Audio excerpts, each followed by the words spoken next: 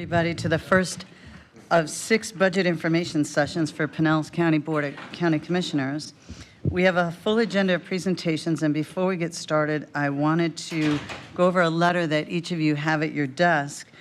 We've gone over this topic at length, and this is to be sent out from the Commission to the U.S. Senate and House Committees on Environment and Public Works.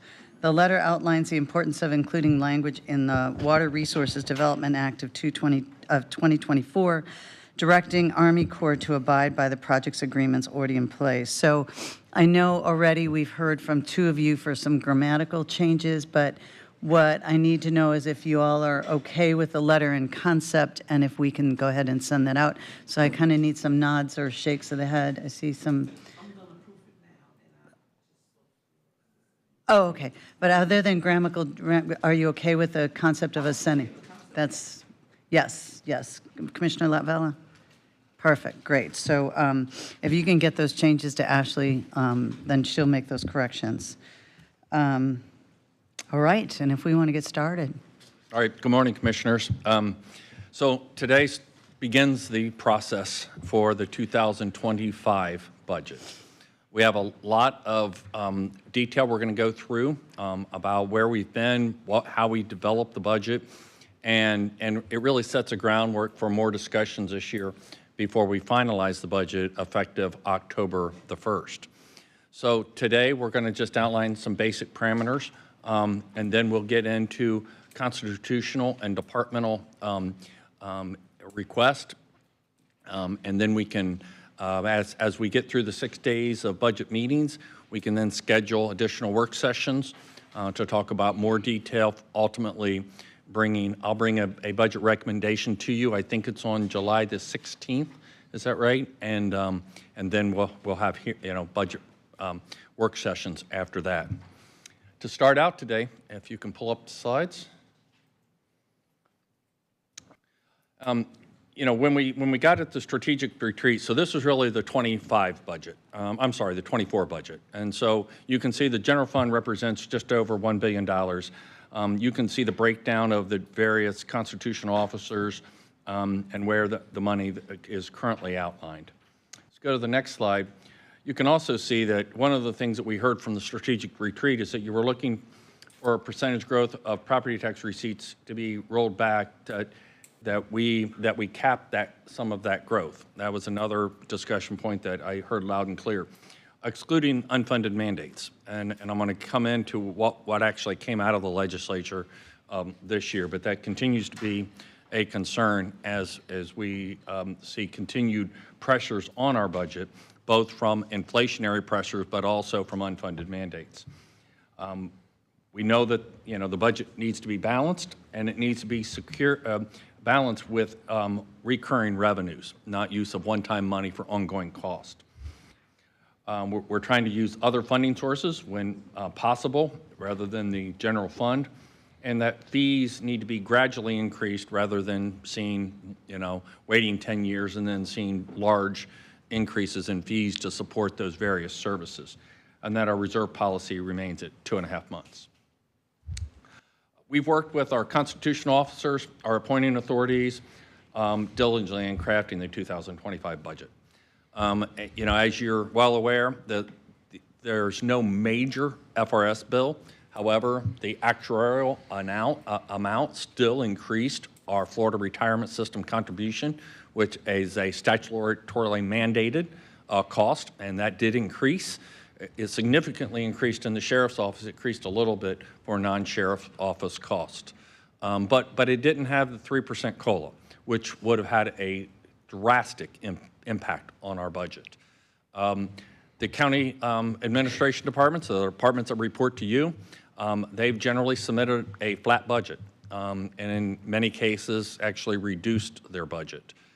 What we've also seen, and our Mike's going to talk about this afterwards, is our property tax rate growth is up over 9%, and you'll see that breakdown as he goes through his presentation. And then what we've also tried to do, and I think we didn't do a good job last year, and we heard that, is departments and constitutionals, they've been very good at trying to find ways of being more efficient. But a lot of times we make those reductions and we build that into the budgets, but we don't actually show that what we did. And so you have no way of knowing, the public doesn't have a way of knowing that we've actually been trying to be good stewards of tax dollars. So we've tried to outline that more in these documents and as we go through, so you can see some of the efforts and following your guidance from our strategic planning process of our efforts to try to be more efficient with our tax dollars and find ways to be more efficient, save money, or provide better customer service. So now as we kind of get into the June snapshot, I'm going to turn this over to Chris and let him kind of walk through the next several slides. We'll go from there. Okay. Good morning again, Commissioners. Chris Rose, Office of Management and Budget. The pie chart that you see is the same methodology that we used back in February. It's just updated for, as we say in the title, the snapshot in time. That doesn't mean it's done. It just means this is what we're looking at right now. The pie slices remain roughly the same. It is not terribly different, and there is some growth in the general fund. You'll see it there, and we'll get into that in a little bit. These two slides show the growth, and you can see how it grew into fiscal year 24, and in a lot of ways is flattened out going into 25, and that a lot of that had to do with the word going out at the beginning. We're looking at flat budgets. We need things to stay as tight as they can. Not that we haven't done it in past years, but this year was a real clarion call, especially coming out of the February strategic retreat, to work on this. So you'll see wages are generally flat. You will see, in fact, contractual increases have gone down a bit. Health benefits up a little, but not the growth we've seen in the past. And go back on that, Chris. We talked a lot about this last year. We saw contractual services. I mean, everything from jail medical to chemicals to things like that just skyrocket over this past several years. We were able to get caught up on that, but now that we've allowed departments to be able, and these are all bid items. It's lowest bid. Now we're holding the line on that.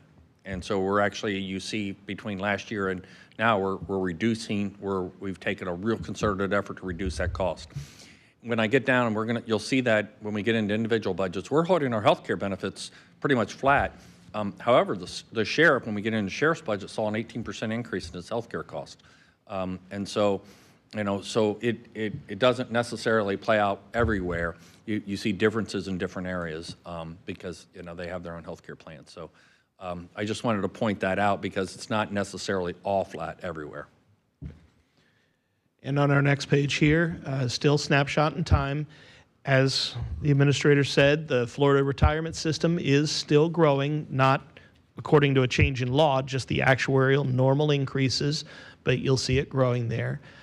Utilities, electricity, water and sewer, solid waste services, growing a little, but not like we have seen.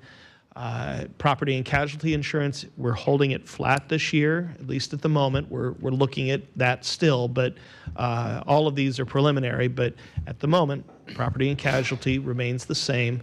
But even on like property and casualty, so we've taken a little more risk to keep those premiums low, right? And so we've adjusted some of those risk levels because of the exploding markets. That's one of the strategies we think is reasonable to take.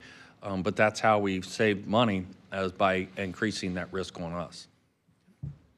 And then fuel costs are relatively flat, a little bit up, but relatively flat.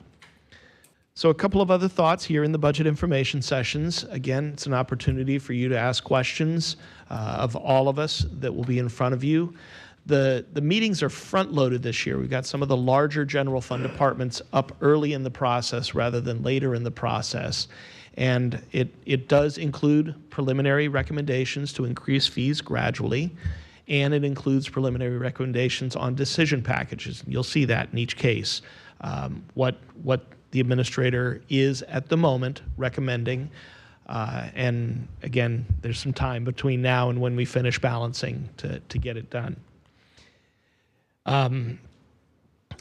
As we said, we have right now built in a 3% salary increase on the midpoint. Does not mean we'll end there, but that's what we have built in. Health benefits are generally budgeted flat. There's a couple of increases. And then we've already talked about property tax. What we have based the budget on, again, at the moment, is the current year's millage rate, which So as we've built this, this is not our budget recommendation. We've used the full property tax rate. However, that will not be the recommendation when it comes back. So we just built that in for our revenue estimates, okay? So you understand. that's it. And then a final thought is the penny for Pinellas is balanced for next fiscal year, but is out of balance on the decade at the moment. So we've got some work to do to get that in line, and you'll see a full presentation on the capital budget coming up. I believe it's next week. So, and then next steps, as we've already said, 2 weeks of budget information sessions.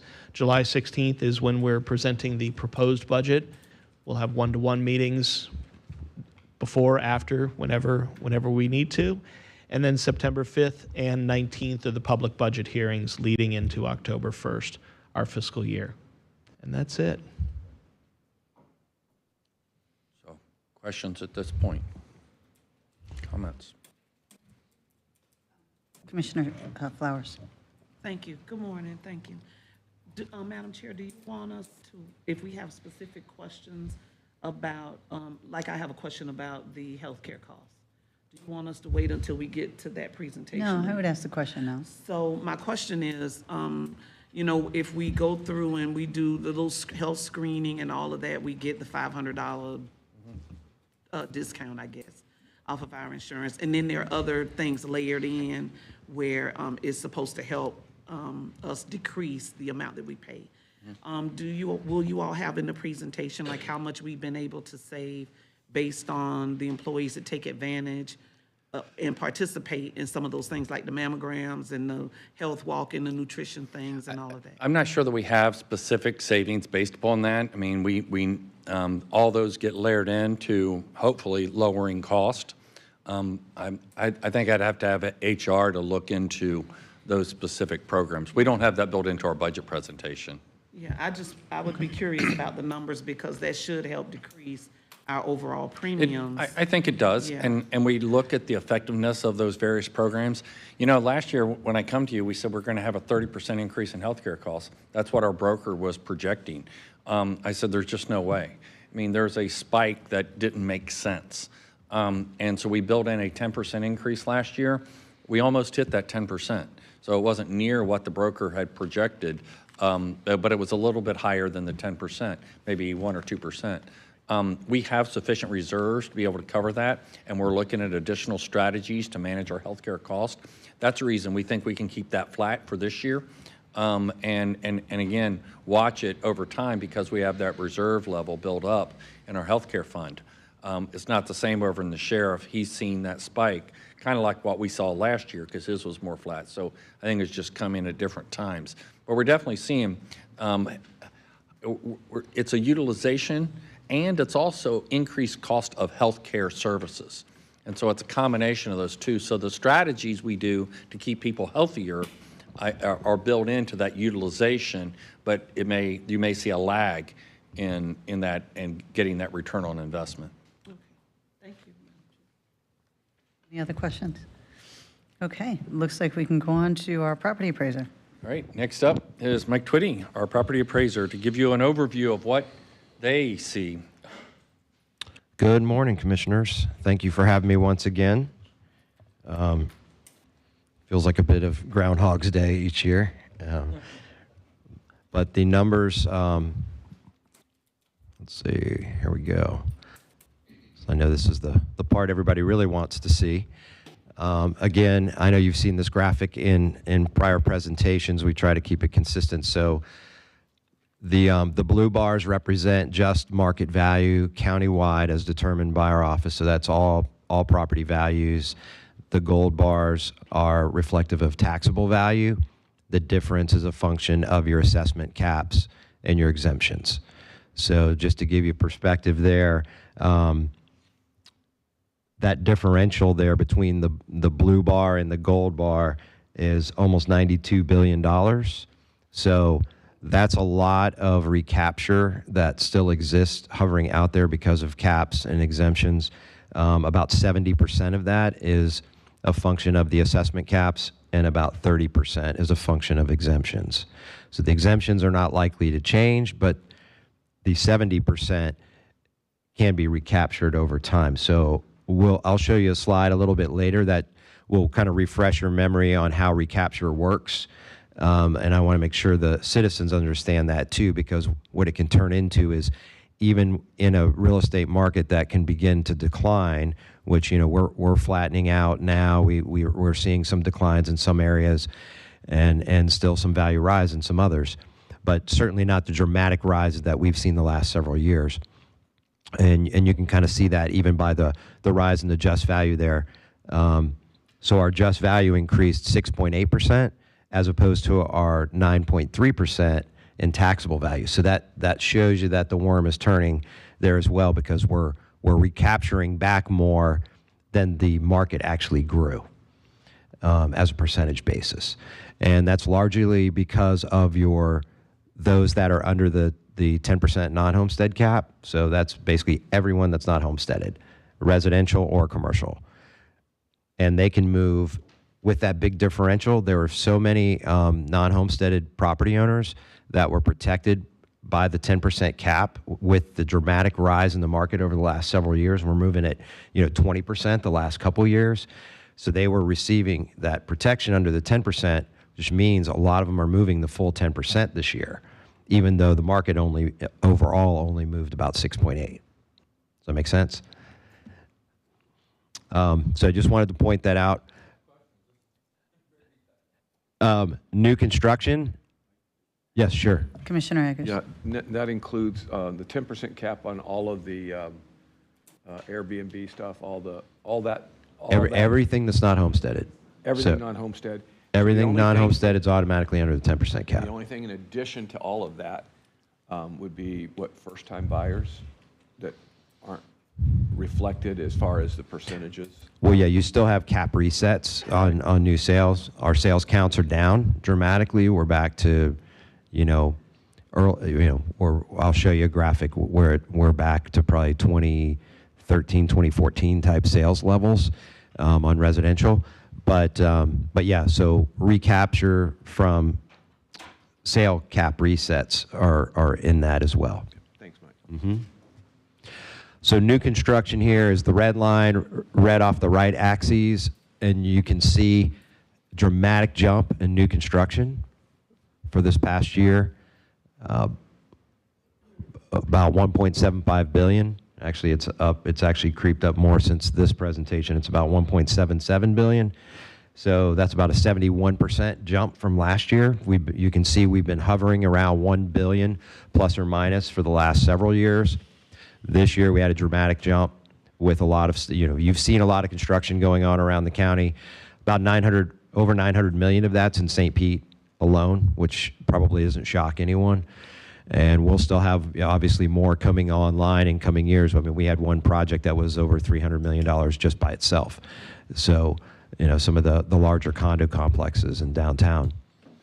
So we'll be watching that number, but that's all brand new, new value, new potential revenue there. Commissioner Scott. Thank you, Madam Chair. So, Mike, is that going to be taxable value in 25? Or is that's the value of the new construction, but when does that actually hit the tax rolls? Yes, that would be for the 25 budget. So it's on the roll this year for 24. Okay. So that means that it hit its certificate of occupancy essentially before January 1 of this year. So that's why we brought it on. And we think we hit a little bit of an anomaly there too, where we had a lot of new construction last year.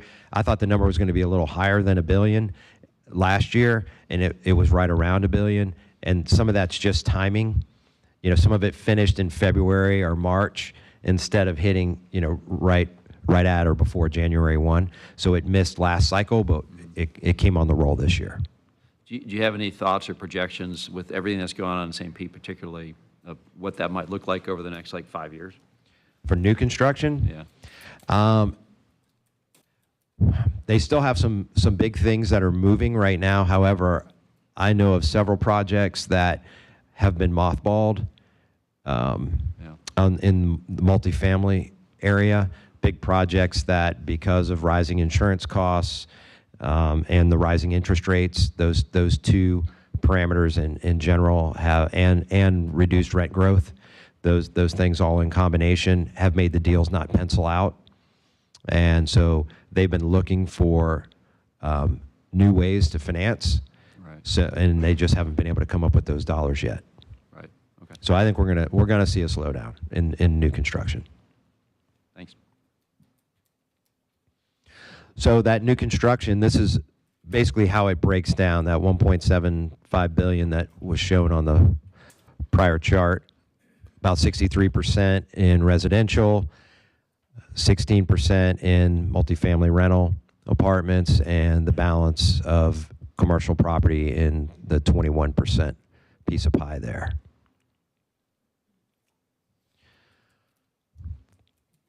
Here, I'd mostly just like to point out down on the, and I know I can't really do pointing on this. I'm used to using an iPad where I can highlight it for you. But what I want to point out is down in the bottom right of that graphic on that chart, where you can see in 2021 and 2022, the median sale price per square foot increase was 21% for 2 years in a row. Coming off an 11% rise, and then last year went to 4.8, and now this year to date, well, really first quarter of 2024, 1.8%. So definitely seeing a slowdown in value rise. And these are realtor stats here from March. Since we've put this presentation in, the April numbers came out as well. So as I suspected, month's supply is continuing to creep up. It was 3.1 here. It's 3.3 for the April report. Condos are at 6.0. So roughly, in that 5 to 6 month window is considered a balanced market of supply versus demand. You can see, I believe condos are already over that. There's a lot more negotiation going on in the condominium space because of the milestone inspection rules or laws that now exist. So we're still going to have several years, I believe, of shakeout within the condominium space, depending on what community you're in, whether you're going to see, recalibration of pricing within those different communities, depending on have they gotten all their studies done yet, all the reports. How did they come back? Are they going to have a big special assessment to meet their reserve requirements? Or are they already in good health? They've reserved well, no major, structural issues with those projects, and they've maintained a good level of maintenance fees. So there are a lot of properties that do fall in that, a lot of communities that are well managed and were well built. But we do have a lot of condominiums that are older that, those boards voted for many years to try and keep maintenance fees and reserves as low as possible. And those are the ones we obviously have concerns about. We do communicate with those managers, and we're working through those because we do hear about the special assessments that come through, and those can obviously affect values on those units. Mike, so really this is, I'd like to look at it more like a market correction than a Yes, slowdown. I mean, I agree. It is a slowdown, but I think we've had such crazy, out of control stuff that this is really more of a healthy market in general. Would kind of comment Right. on There's that? still a lot of pros. People are still moving, pouring into Florida. They still want to be in Pinellas County. They're still fighting over houses and condominiums in a lot of neighborhoods, that they want to be in. But, if we just drive around, I'm sure you're all seeing more for sale signs than you have in past years. And again, keep in mind, our numbers are based always on that January 1, so we were using 2023 data, is where the majority of the weight went. And we lean into the fourth quarter to try and be as close to that January 1 in how our weighting is, because we don't want to, if the market starts to soften, we want to make sure we're capturing that in that fourth quarter as well. And this first part of the year has really, You've seen a big increase, I think, in inventory. I'd like to see what those numbers are at some point, but. Yeah, I'm and sure I have a that's- graphic that's going to okay, show you a little bit perfect. of that. Thank you. Sure. I did look at this ahead of time, I promise. I didn't remember that. Thank you, Mike. Yeah, it's a graphic, but not hard numbers. But median days to contract and close on both of those are still at a respectable level. So that's why we haven't really seen prices fall so much. Obviously people that throw out unrealistic listing prices are going to have to lower those, and it all depends on how patient a seller is too, and what condition their property is. The closer it is to move in, those are still properties that are very desirable that people want to go after first. Commissioner Flowers? Mike, have you received any requests for condo conversions to apartments for any of those that had lower reserve amounts? So that they could move past the requirements for the repairs that may be needed? So you're saying about going the other way? Yes. No, Going to- from condos down to apartments? To dissolve the condo? Yeah. I have not seen any of those, and that requires, I don't remember what the threshold. I know it's over 80% of the unit owners would have to Right. vote for that to dissolve that association. So I have not seen those yet. That would be interesting. Yeah, we had, if you recall, some years ago, it was the condo conversion issue that happened, and it was very strong along the 54th Avenue South Corridor. A lot of those condos there did the conversion and whatnot. So I was just wondering if Right. that was something. Yeah, usually that- we see them go the other way, from a rental apartment to a condos, yeah. condo. So yeah, we have not seen that. Now I was in Lee County recently and surveyed a lot of the Hurricane Ian damage and met with the property appraiser down there, and they're starting to see a lot of their condos that sustained some damage and that also had issues with the milestone inspections. Developers are coming in and actually just buying those unit owners out, and those are likely going to get scraped and redeveloped. Right. So, Commissioner Eggers, to your question, so here's your active listings on this graphic. So you can see we've kind of returned back to where we were in 2019-ish, pre-pandemic, that level of listing, active listing inventory. So you can see obviously the trough was during the pandemic when supply got exceptionally tight, and that's fed into dramatic abnormal price increases because of the lack of supply and extremely strong demand. So if we lay demand on top of this, there you can see demand in general hasn't really changed all that much when you look at it graphically like that. Obviously the numbers are down and there's peaks and valleys because of time of year, because those are reflected monthly on that chart. But you can see why, yes, we're back to every sale is going to be negotiated again. So you're not going to expect to see things sell at 100% of asking price or more.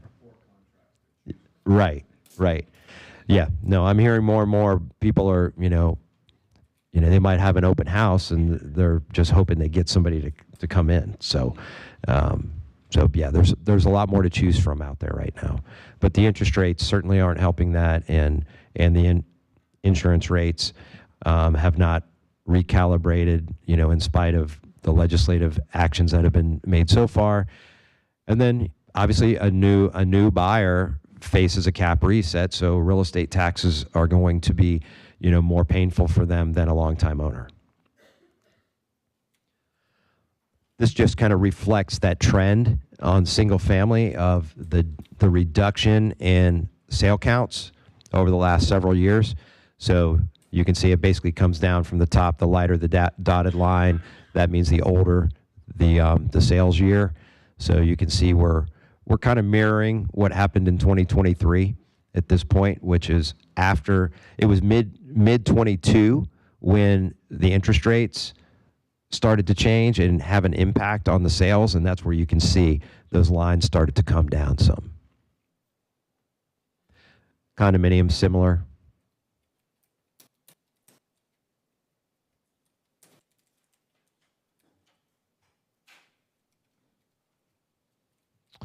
And our homesteaders. So this just shows the breakdown in our residential properties of homesteaders versus non-homesteaders. We're still climbing in percentage of homesteaders and number of homesteaders. So we climbed about 2% more. So we went to 66%. Our homesteaded residents, which is a good thing. And we're seeing some of that isn't necessarily just all new buyers. I just want to point out that's also second homeowners that have had a second home for a long time that have finally decided to make Pinellas County their home.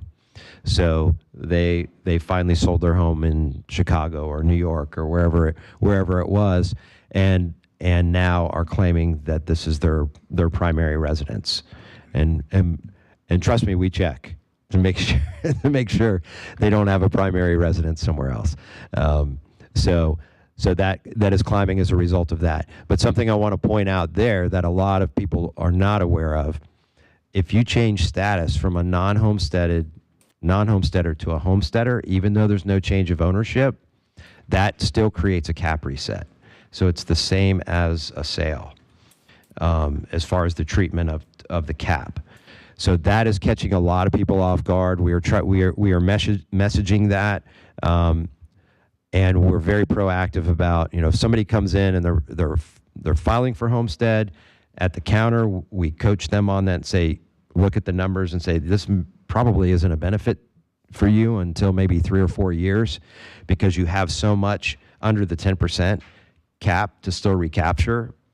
But you have to factor in school taxes too, because school taxes aren't capped by the 10% cap. So we do a little analysis for them to help them in that decision making. The ones that file online, we send them letters out and let them know what just happened and give them the opportunity to rescind that homestead application if they so choose. So yeah, it's yes, it can be. And we'll have more information on our trim notice that'll come out in August.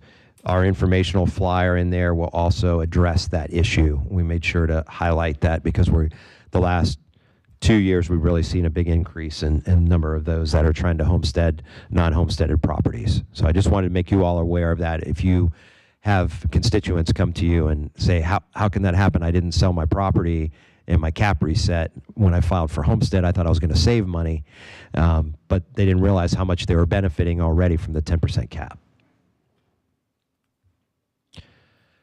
Okay, so recapture. This is what we were talking about earlier.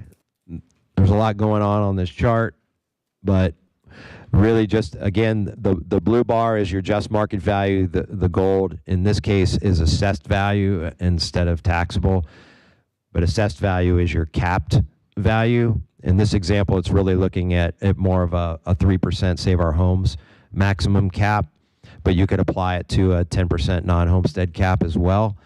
So you can see over time in a rising market, as the just market is rising, the assessed value is capped, creates that large differential there. In this case, you can see where the market peaks, starts to come back down. However, assessed value is continuing to rise at the maximum of the cap, which would be 3%, until it connects with market value. So until those two lines meet, you can actually still experience an assessed value rise, which could result obviously in a rise in your tax bill, even though the actual market is going the other direction, because you have been protected from below market for an extensive amount of length of time. And until those two connect, then you don't start to ride together. Assessed value can never exceed just market value, but once they connect, and if just market is still going down, then assessed value will ride with it. So you can see in this example, it rides back down. Then that establishes, in year 6 there, establishes a new baseline, and then the market starts to rise again, and now they start to disconnect again. And that difference between that blue and that gold line, that's essentially what your portability is. So that amount is what you can carry to the next property, up to $500,000 if you make a lateral or an upward move in value. I have a question, Mike. Sure. So back in 2008, 2009, and some of us were doing budgets back then, when we had to do a roll forward rate. Now, how did that work? So the property value, the just value went farther below our, like that blue line, did that go farther below that yellow line that we had to do roll forward rates? Or did that not have anything to do with that? Yes, it did. It didn't do it immediately. So you got to remember, we're always behind. When the market starts to turn down, we're behind because we're on that January 1. So you can, when we get later in 2024, we don't know exactly where the market's going. But if the market has gone down, then that won't be reflected until the next roll year. Until those two things meet, you're really looking at taxable value. So we would have to take that gold line, take away exemptions, and then look at that number and see how if that 9.3 all of a sudden goes to closer to, say, 3%, for example, in taxable value, because it's really just following the homesteader line of the Save Our Homes cap, then yes, you could have situations where you might have to roll the millage up, which was what happened back then.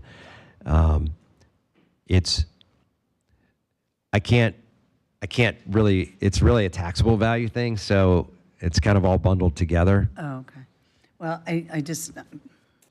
it's something that I fear one day will be repeated. And so I think for those of us that have not experienced that, understanding it is important.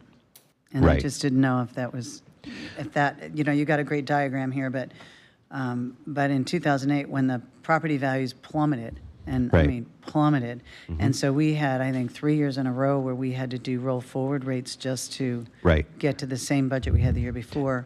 And that would kind of be an example there. If you look at year 5 on that diagram, when the two meet and then go to year 6, and you see how they get pushed down. Yeah. So that's where you would have to make those kind of decisions typically. Okay. But the way the system is built, and the way the legislature, established the assessment caps, it does give taxing authorities time to react, because even after the worm turns, you're recapturing. So you're still able to move upward even in a declining market, at least for a period of time, if you've had big market gains like we've had. Just a quick question. Commissioner Eggers. Yeah, and so on that graph, we're still on the left side there. Yes. Just market values are still on the rise. Correct. Okay, I certainly appreciate Yes. the comment that you made. But we're not on the declining. No, like I think we're Just right. market. I think we're right around the peak. Yeah. I mean, or maybe just past the peak, because we're still seeing some values rising in some areas, but we're seeing corrections in others. So I think we're right at that precipice. In thinking about interest rates and where they may be going, thinking about insurance costs and where they may be Yeah, going. and the 3% interest rates I believe are a thing of the past. I don't believe those are coming back. Those were inflationary and caused a lot of other issues that make it harder for us to recover from. So at best, I don't see interest rates going below 5%, and still I think they're gonna be higher. Any other question? Okay. Wanted to touch on a couple of things from the legislative session. There were a record number of ad valorem related tax bills this past session, which kept us quite busy. A lot of it was run and damage control, as you guys understand. But 6 bills passed, and there were 8 concepts related to ad valorem that were pulled into the tax package. And just wanted to touch on a couple here to make you aware of. So one thing we can now do when we have 100% total and permanent veterans or their surviving spouses that are moving from one homesteaded property to another, the way it used to work is they would essentially, the year of closing on their new property, they would have to pay their prorated share of property taxes, even though the last homestead, they paid zero because they're total and permanent. But they haven't applied and been approved for the new home yet, so they had to pay their proration in that year. So there was a bill a couple of years ago which allowed them to then apply and then receive a refund from the tax collector in the next tax year as long as they applied for homestead and they qualified. Now we're actually able to do effectively a pre-qualification type letter in the year of sale before they get to that sale that we can provide to their lenders to help them not penalize them, because what they were actually doing is they won't qualify for as much home because the lender would always factor in the real estate taxes even if they were going to be 100% exempt in their qualifying. So it was throwing their ratios off, and they weren't allowed to buy as much of a home as they would have otherwise. So that's a little correction there for our veterans and their surviving spouses, which I think is a good one. As you all are aware, there will be a constitutional amendment on the ballot related to what we call the second homestead, or the second band of homestead, which is the second 25,000. As you know, homestead is comprised of two $25,000 bands at different tiers. This would apply to the $50,000 to $75,000 of assessed value tier, and would, if it passes, would allow that to grow with the consumer price index year over year over time. So that would give homesteaders a little bit more relief. Just that one band of 25 would increase with CPI, could not decrease if for some reason CPI were to go negative. It would just hold serve. And of course, that second band does not apply to school millages. So that will be on the ballot in November. And then in the tax package, one of the items that I just want to make people aware of, especially because we have a lot of people in the special flood hazard areas, and we had many that did get some damage related to the storms in recent years. The time period to commence repair or rebuilding of a homesteaded property after it's been damaged has been extended to 5 years. So that time window, so if somebody flooded and they kind of put their house back together, they still have a 5-year period from the time of that event to when they pull a permit, and they just need to make sure and let us know that when they do that, and that they're claiming a calamity event. So in those cases, they can actually rebuild that home to new standard, elevated, and not create a cap reset on their property. So they would still be able to maintain under that Save Our Homes cap up to 110% of their original square footage. Similar to what we had for Amendment 1 that I was promoting, that didn't quite make it. It was about a point and a half short. We were trying to take that calamity provision proactively and allow people to elevate their homes and make the area more resilient ahead of time before the storm comes. But this is the calamity provision that they would be allowed to exercise if they did get damage. So those are just a couple of things I wanted to point out. One of the things I was championing hard was trying to add more transparency on listings, on the online listing platforms. That did not make it this session. We had many meetings with Zillow and the Florida Realtors, made real good progress with Zillow to the point of we're actually discussing a collaborative effort to start to do this on Zillow and Trulia's platforms before we even get to the next legislative session. So we've kind of come up with a way that we think they can integrate and use the data that we stand up with the Department of Revenue. Department of Revenue is a willing participant in this, and happy to put the best information out for our taxpayers to have better transparency and know what they're getting into when they buy a home, because those cap resets is so traumatic for people. So just want to let you know we're still going to continue to work that. Yes, David? And just on that, I noticed you said you're making progress with Zillow, not as much with the realtors, or? Yeah, not as much with the realtors, but I will be revisiting with them as well. Okay. Yeah, it's been a little more challenging because of all the various boards and all the different MLS systems and trying to get them all on board. Plus, they've been a little preoccupied with some the other national lawsuit issues. Okay. Mm-hmm. If you'd like to help, though. Just holler. Just a reminder, the website's up there and going, and we've been getting rave reviews on the new site since we took down the old one. Lots of great new tools in there, and we're still we continue to host our public education sessions each and every month in the South County office. Those are virtual and in person. We change the topics all the time, and there's lots of ways for this, the public and property owners, business owners, real estate professionals to follow us. We have custom newsletters that address topics for homeowners, real estate professionals, and business owners. We obviously have social media.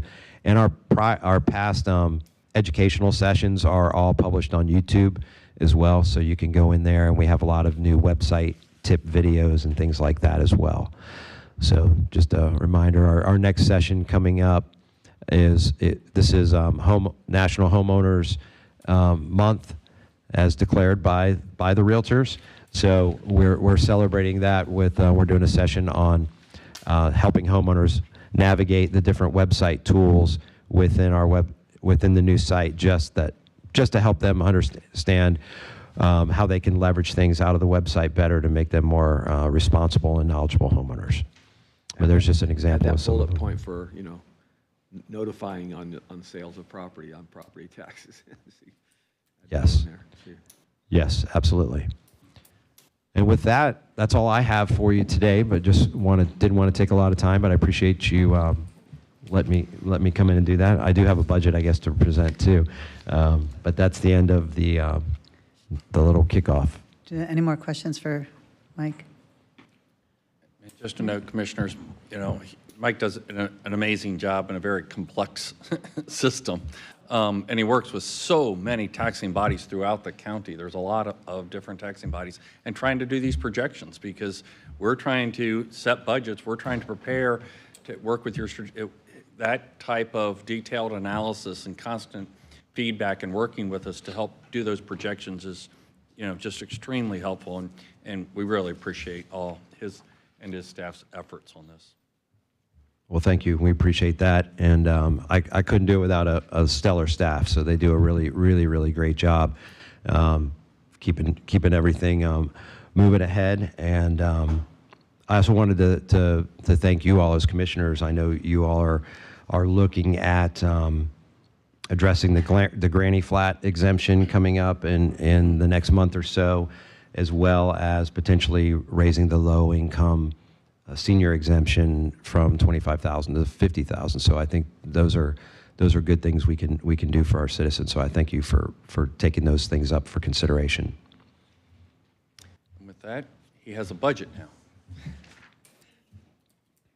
Now you can put on your tough hat, okay? Yeah, All right? I'm assuming it. Should be loaded up? No? No. Okay. So they just have it in front of It's them. just- Oh, okay. It's just live on the screen. Okay. Well, then I need to put it in front of me. What's on this one?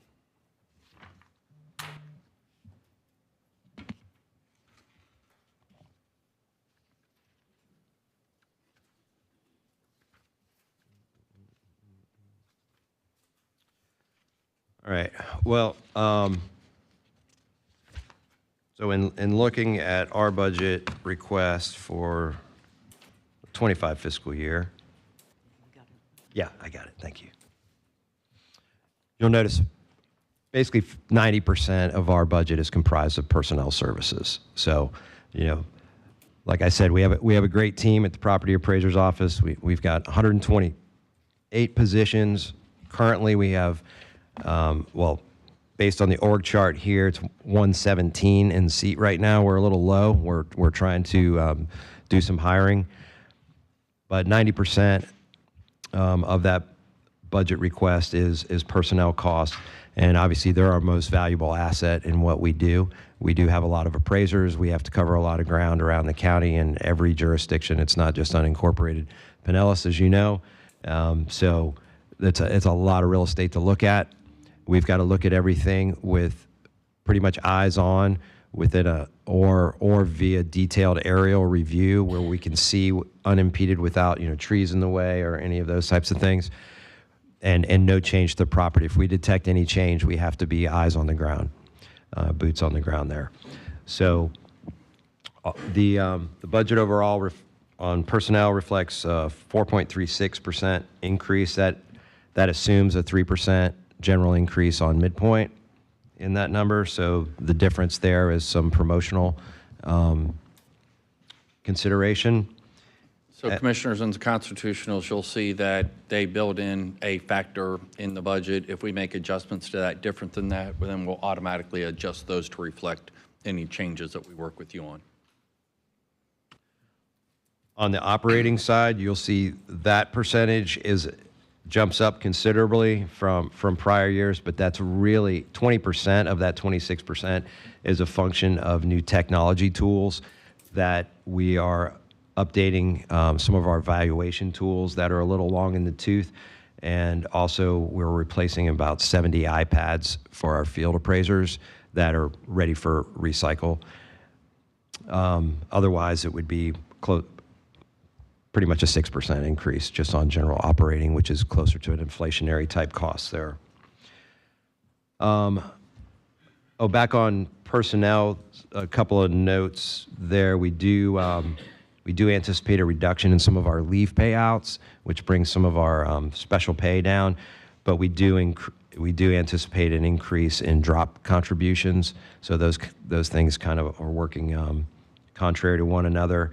And obviously, health insurance continues to rise, so we have that bumping up within our budget as well. But yeah, so leave payouts. no new positions, pretty Yep. much flat budget except for technology improvements and associated personnel and healthcare costs.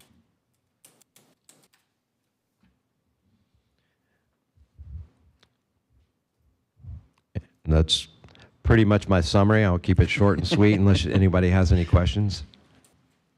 Any questions?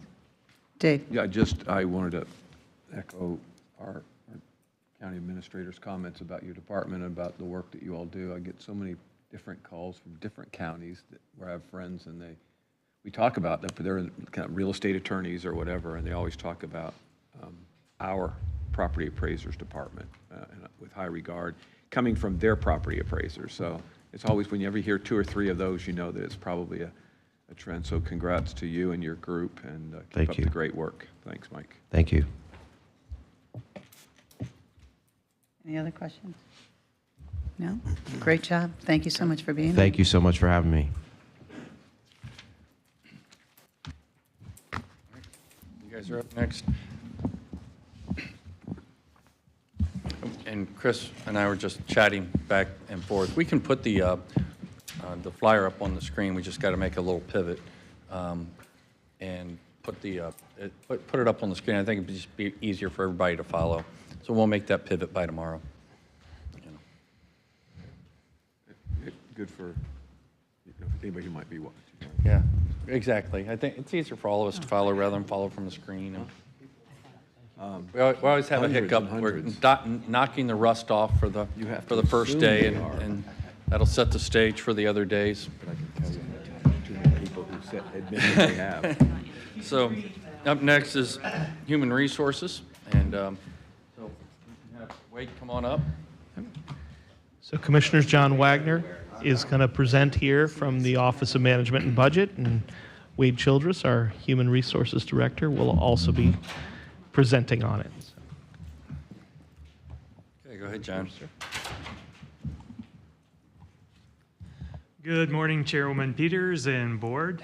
I'm John Wagner, Office of Management and Budget Analyst for Human Resources and Employee Health Benefits.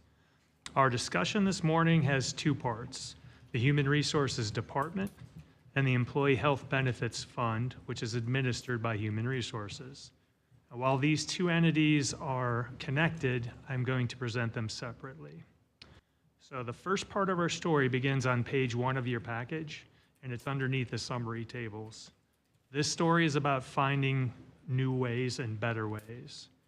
The FY25 Human Resources budget focuses on partnerships, building efficiencies, and accessing more useful data. While the department's total budget did grow, it builds on fiscal year 24 initiatives and strategic partnerships. FY24 brought continued improvements in customer service and better process automation. Savings didn't come in terms of budget reductions, but the cost for the technology services to drive these efficiencies came from, they were absorbed in the FY24 budget. In FY23, the department returned $240,000 to the general fund from vacant position savings. Position reallocations based on employee strengths, coupled with automation to provide improved customer service, were the building blocks for the strategies and improvements planned for FY25. Continuing on page 1, beginning on page 2 at the top, the second part of the story is really studies, surveys, services, and technology. Thank you. Providing the best level of service requires investment, and we found that these investments to study perceptions and market conditions are planned through market analysis, and that would include the study of compensation, and that would be a 25 initiative that I'll discuss in decision packages. Another part of understanding those services and surveys and perceptions is the biennial employee voice survey. Another part of that same story of providing levels of service is empowering the HR team to provide these services by solving staffing issues through technology improvements. A couple of the advantage of that is the department and the staff can have access to time-sensitive analysis, and they can identify trends faster and more efficiently. And that's typically done through third-party technology services, which I mentioned earlier. Continuing on page 2, the budget increases $194,000. Personnel services increase $140,000, including a 3% salary adjustment on the midpoint for all employees, and Florida retirement system increases. Operating expenses increase $54,000, and again, $40,000 of it is for the employee voice survey, approximately $20,000 for Contact Monkey, which is a communication and engagement tool, and Salary.com, which is the useful data that I mentioned earlier. Quick question, Madam Chair. Mr. Eggers. So these surveys, is this our way of trying to see if we are matching our health benefits with our employee needs? Is this where we pick that information up, that we're not doing a good job, or we are doing a good job, or we need some adjustments, or? Yeah, the salary, couple surveys that are mentioned. So the salary survey is a compensation survey, not necessarily a benefits survey, right? So, and then the other survey, the employee voice survey, is an employee engagement survey that runs every other year. So those are the two surveys that are mentioned here. In terms of benefits, primarily we use our benefits broker to help us gauge what the market looks like and how we're competing against the marketplace from a benefits standpoint. How do we pick up on our employees' frustrations or whatever with the benefit package that we have? How are we getting that assessment? There's a part of the employee voice survey that speaks to benefits and compensation and employees, feelings about their packages. Yeah. So that's embedded in the employee voice survey, as well as management practices and other things. Yeah, I'm not sure what the average age of our employees is. A few years ago, I think it was around 52, but if that starts to decline, there may be different, Yeah. Absolutely. mixes of needs of employee benefit packages. So just so we have a place to at least be able to sense that change happening. Yeah, I think that's part of the puzzle. And, the landscape of employee benefits continues to change. Right. And I think the challenge for employee benefits is to provide really strong benefits for employees, things that are supportive to the employees and their needs, as well as keeping that cost in a moderate level. And those two usually war against each other. Generally, the better benefits, the more expensive it is, and the less money you spend, the less benefits. So I think our challenge on the benefits side is to find a way to do a little bit of both, provide those really strong benefits for employees in the areas that they need them to be, as well as keep that at a reasonable cost for the organization. Thank you. Thanks. Continuing on in page 2, there is one decision package the department has submitted, and that is for the market analysis that we just discussed. The primary focus is compensation-related market environment, and that study has an estimated cost of $225,000, with the caveat that the actual cost of these types of studies is really dependent upon scope and the size of the organization and really the capture of what we're looking for, or the totality of the study. For human resources, that is the OMB presentation, and I would like to turn it over to Chief Human Resources Officer Wade Childress if he has additional comments in his presentation. Yeah, thank you very much. So budget pretty much is flat, right? We've got personnel at the same level, no changes to that. We're bumping up a little bit for salary increases. And then in terms of the operational costs, is pretty much the salary, the compensation review, and then the employee voice survey, which runs every other year. You know, to me, best practices for that is probably in the 18 to 24 month practice. So 24 months keeps it a little bit more affordable that you're only doing it every 2 years, but it's a really good tool, and I would never suggest that we move away from that. So, but yeah, that's all I have for the budget. Thank you. Commissioner Flowers. Thank you, Madam Chair. Good morning. BDO is really good for a salary compensation study, by the way. Okay. I had a chance to work with them in a previous employment opportunity, and they were really good. But anyway, just throwing that out. So I know we talked before, Barry, about looking at a new system, computer system for human resources, because it's quite antiquated. And so are we still looking at that? Are we moving through that process? I didn't see anything about that in here. Or would that just solely fall under BTS? Or? No, it's certainly a BTS issue, but it's actually a larger group that Ken Burke and Chris and a lot of us are involved in, really looking at whether we can, and it was a kind of a failed effort to look at upgrading the HR system under the current system.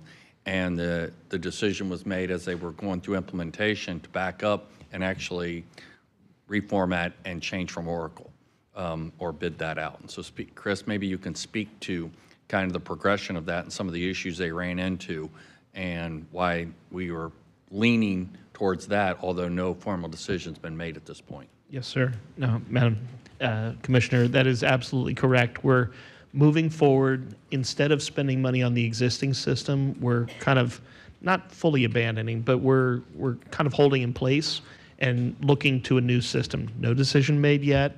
We do have an RFI, request for information, out on the street to see what the market can bear. That has no obligation, no requirement to it, but it helps us make a decision on how we're going to then do potentially an RFP. So it's a big deal, and it is HR, clerk's office, county administrators, and BTS, all of us together looking at it.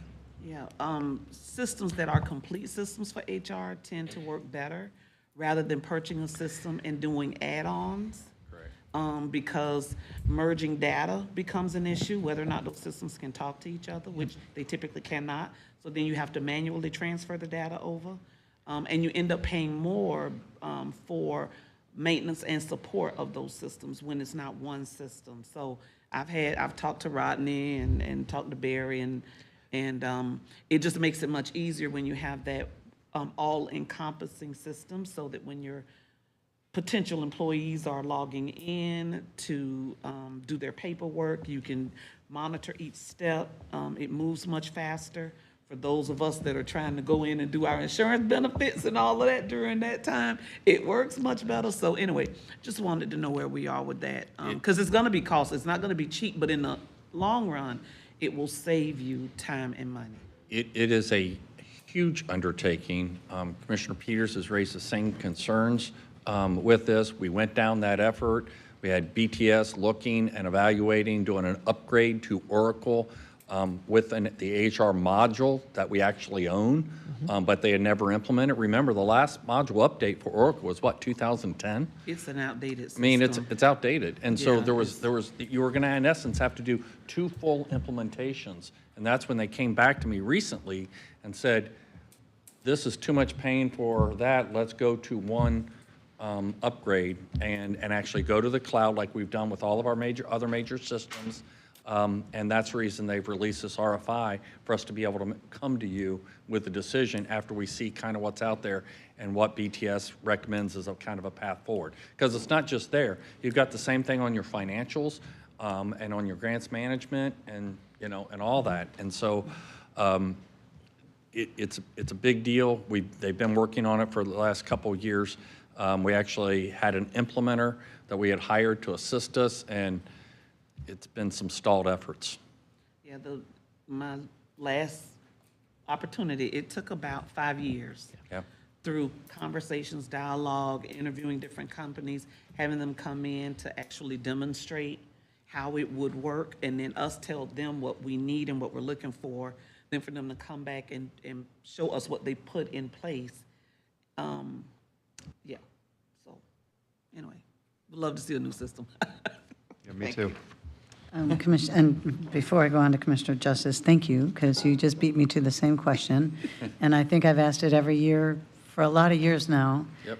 And we're kind of way past due on getting this done. I was really hopeful that we'd be farther than we are, but thank you for working on it. Commissioner Justice. Thank you, Madam Chair. Commissioner Flowers brought up the health assessment the employees do to get the discount. And I think last year, if I remember right, I was pleasantly surprised that it was a high percentage. Do you know what percentage of our employees actually do that to get that discount? Oh, that's a good question. I don't know that detail off the top of my head. I certainly could get it for you. And then the follow-up would be, how do we budget for that? So if it's 80%, let's say, and then next year 100% do it, suddenly that's a loss of some money into the system. And so do we just budget for that rolling forward? How does, out of reserves or, so you don't have to answer that today if you don't have that for me. Those are things I'm curious about. I've never liked that $500 penalty on our employees. I know when I first came on, there was a line because we didn't understand it. And I remember being at the Walgreens on like December 26th, and there was a line of county employees getting their lab work done so they could, beat the clock at midnight. And so I understand the benefit of it, and I like that part of it. I don't like that penalty on it. But, so I'd love to know what percentage of employees actually do it and what our budget plan is. So, And that's why I asked thank you. that, because if Chris they penalize looks like us, he we has should some get a credit. things he wants to say on this, but I want to add that, Wade and I have had this conversation. I think this area is a huge piece of our budget. And I think there's opportunities to work with our employees on providing coverage that better reflects our employees, but also managing cost. Managing cost requires us to work with our employees, though, requires education, it requires pre-planning, and a more strategic way of approaching benefits. And we're not there yet, but our intent is to get there. And I think Wade, has that background. We're going to be making some changes on coming up to open enrollment this year. And so we look forward to coming to you with some strategies on how to manage our costs. This is a huge area, and it's got to be managed. Otherwise, we won't be able to afford these in the future. I mean, like they are. County administrator stole my thunder. That's all of it. We do budget for a percentage. I don't have that percentage in front of me. If it varies, it varies. We deal with it within the reserves that are there. It's usually pretty small, though, pretty consistent. Madam Chair, did you mean Survey Monkey and not Contact Monkey on page 2? No, it's actually Contact Monkey. They It's have a slightly Contact different Monkey? software. Oh, my Lord, okay. Yeah, and if you ask me the details, I won't be able to do them, Oh, but no, I that's believe all it's in right. tracking I'm some of the emails that are sent out. If you say it's there, It's there. another I new just didn't- software. Yeah, I actually did look this up today. yeah, because I'm like, Contact Monkey, never heard of So it. Contact Monkey, it's driven by essentially an old school type newsletter, but really what it does, it applies high technology solutions.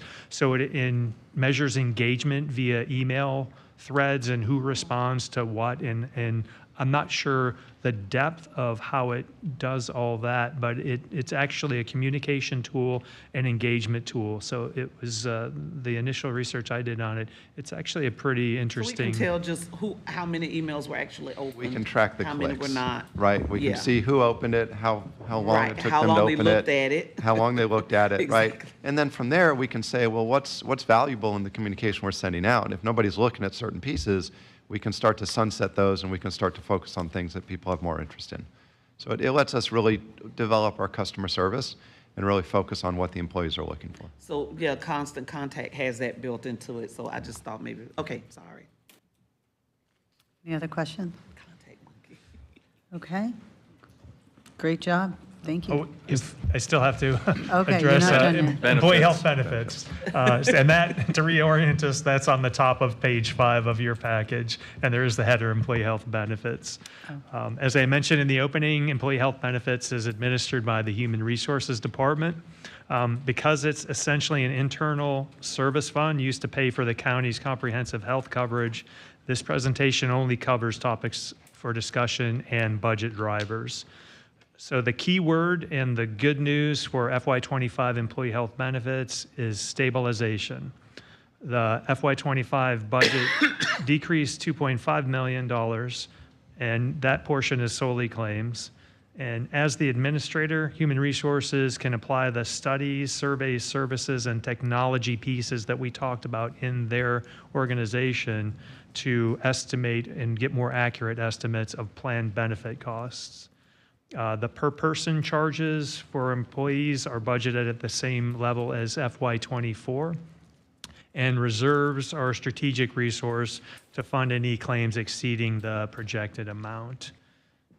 Budget drivers are at the bottom of page 5, and they continue on page 6. Again, the budget decrease is $2.4 million, the total budget that is. Personnel services decreased $2.5 million. And it's worth noting that medical costs are reported as personnel services for the Employee Health Benefits Fund. FTE remains flat at 2.0. Those are administrative folks. And the operating expenses increase $125,000, primarily due to third-party administration fees. This is the final part of OMB's presentation for Human Resources and Employee Health Benefits. And I'd like to send the story back to Wade. Yeah, I can tell you any year that you can have flat employee benefits changes is a really good cause for celebration. Nationally, these things are going up 6 to 7%. Pharmacy expenses are going up sometimes 8 to 12%. So this, to me, is a fabulous budget, and you don't see it very often. So I'm excited about it. Commissioners, if I can, dial back to last year, and we have a new benefit broker. And there's partly a reason for that. If you recall last year, we would have had to make reductions based upon a false number in our benefits projections when they asked us to increase our cost by 30%.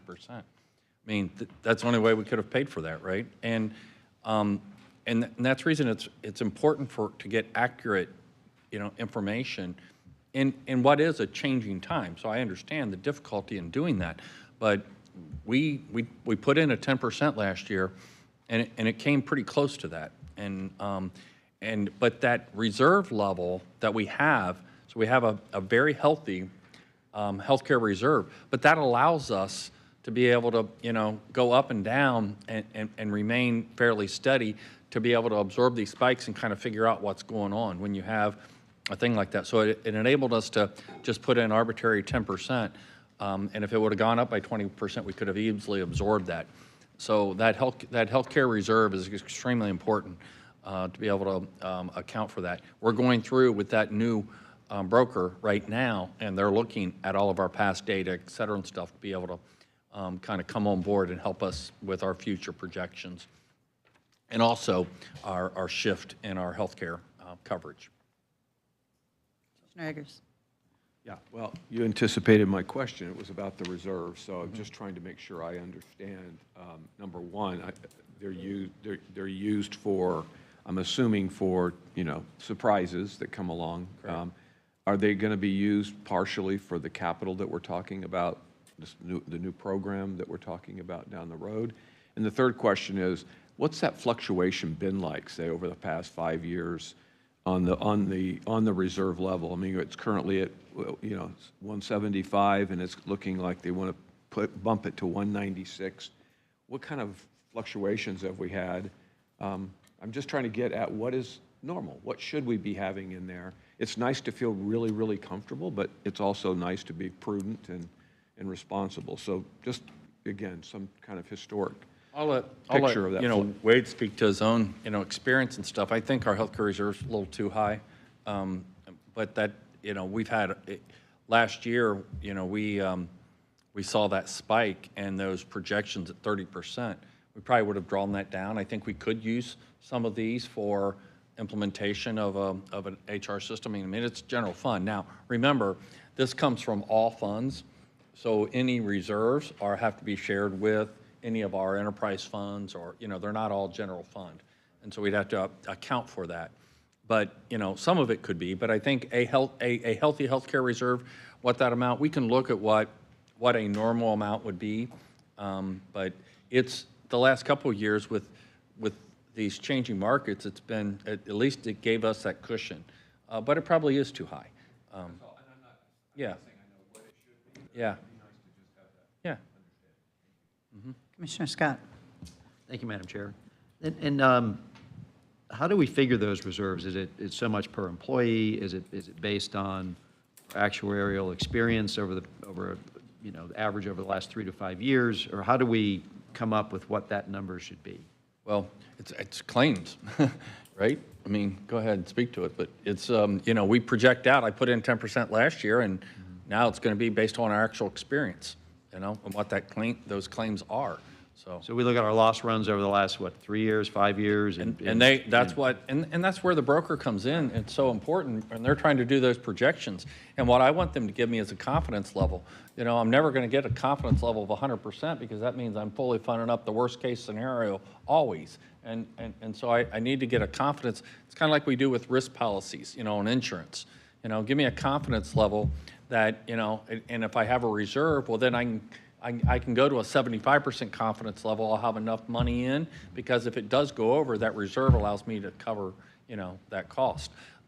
So you got to get to that, and that's where I was struggling with our previous broker, because I think they were just being too risk adverse and looking at our claims data, because we saw such a spike, and there was no accounting for why that spike was there.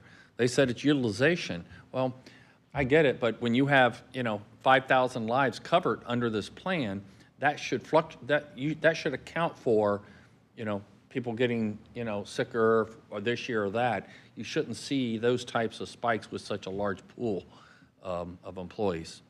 I'd be curious if they're using actuarial service or if they're just swagging a number or what they're doing. Can you speak to it? Yeah, I mean, in terms of reserves, a lot of that depends upon how aggressive the organization wants to be. I can tell you the reserves here are much higher than I'm used to seeing. So, from one perspective, we can say that's a really healthy amount. We've got no concerns whatsoever. If we have a spike in our claims, we've got plenty of reserves to handle that. On the other hand, to your point, if we've got a little bit too much there, we might be able to use that money elsewhere, right? And so I certainly rely on the budget team to help determine what that is. I'd say they're incredibly healthy right now. Could they be drawn down? Absolutely. But and that's also, though, the reason we're recommending a flat amount for this year, because then if we do see the spikes that they're projecting, that'll draw some of that reserve level down. Right. I would think that our broker would have access to an actuarial service that could determine what that should be. Give us some methodology that we can use going forward to just determine, what they need to be. And that was a frustrating part before, because we went in depth with the previous broker, trying to understand that. Frankly, we had Ken Burke audit them, trying to get a better analysis of what's going on. Why did we see some of those spikes? Because I wanted to know whether that's a trend or an anomaly. If it's an anomaly, well, then we can cover that with a reserve amount rather than increasing premiums on both the county and employees to cover what is going to be a normal trend. That was the key. And so we're going to work with our new broker to, I hope, have better explanations of what that trend should be. Commissioner Flowers? Typically, though, a loss experience ratio is 3 years, and then any accidents or losses you have, they start to drop off. So you should start seeing your numbers look better than they did. But I also think it's good to have healthy reserves, because in some of our departments, like stormwater, sewer, and areas like that, we don't want anyone to get hurt. But the opportunity for an incident to occur that may cause greater harm or incapacities on an employee increase because of the type of work that they're doing. And, with treatment costs going up, so those claims. And then, unfortunately, we have claims also from the community that come in that legal settles and have been very good when they should settle. So I think it's just kind of good to have that there. Versus not having it and not being able to cover those costs.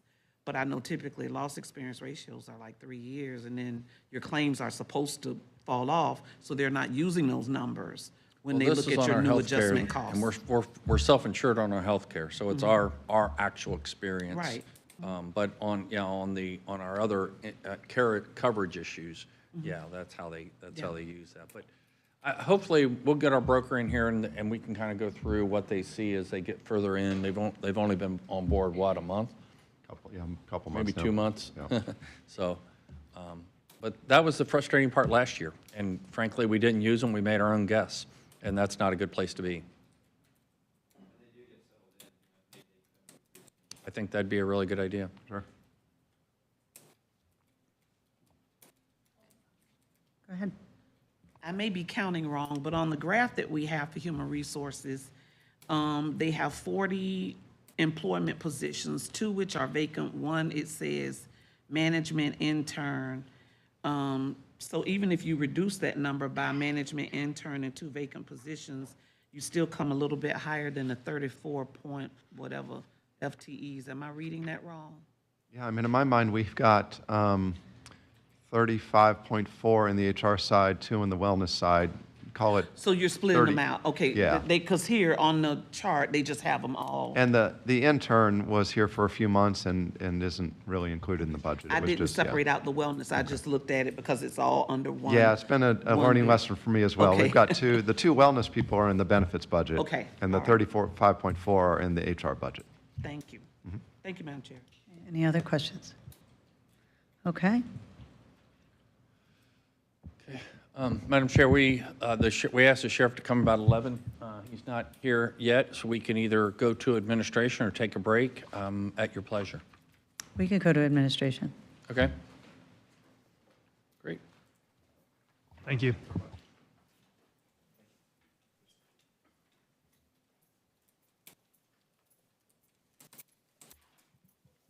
I don't have to switch seats, do I?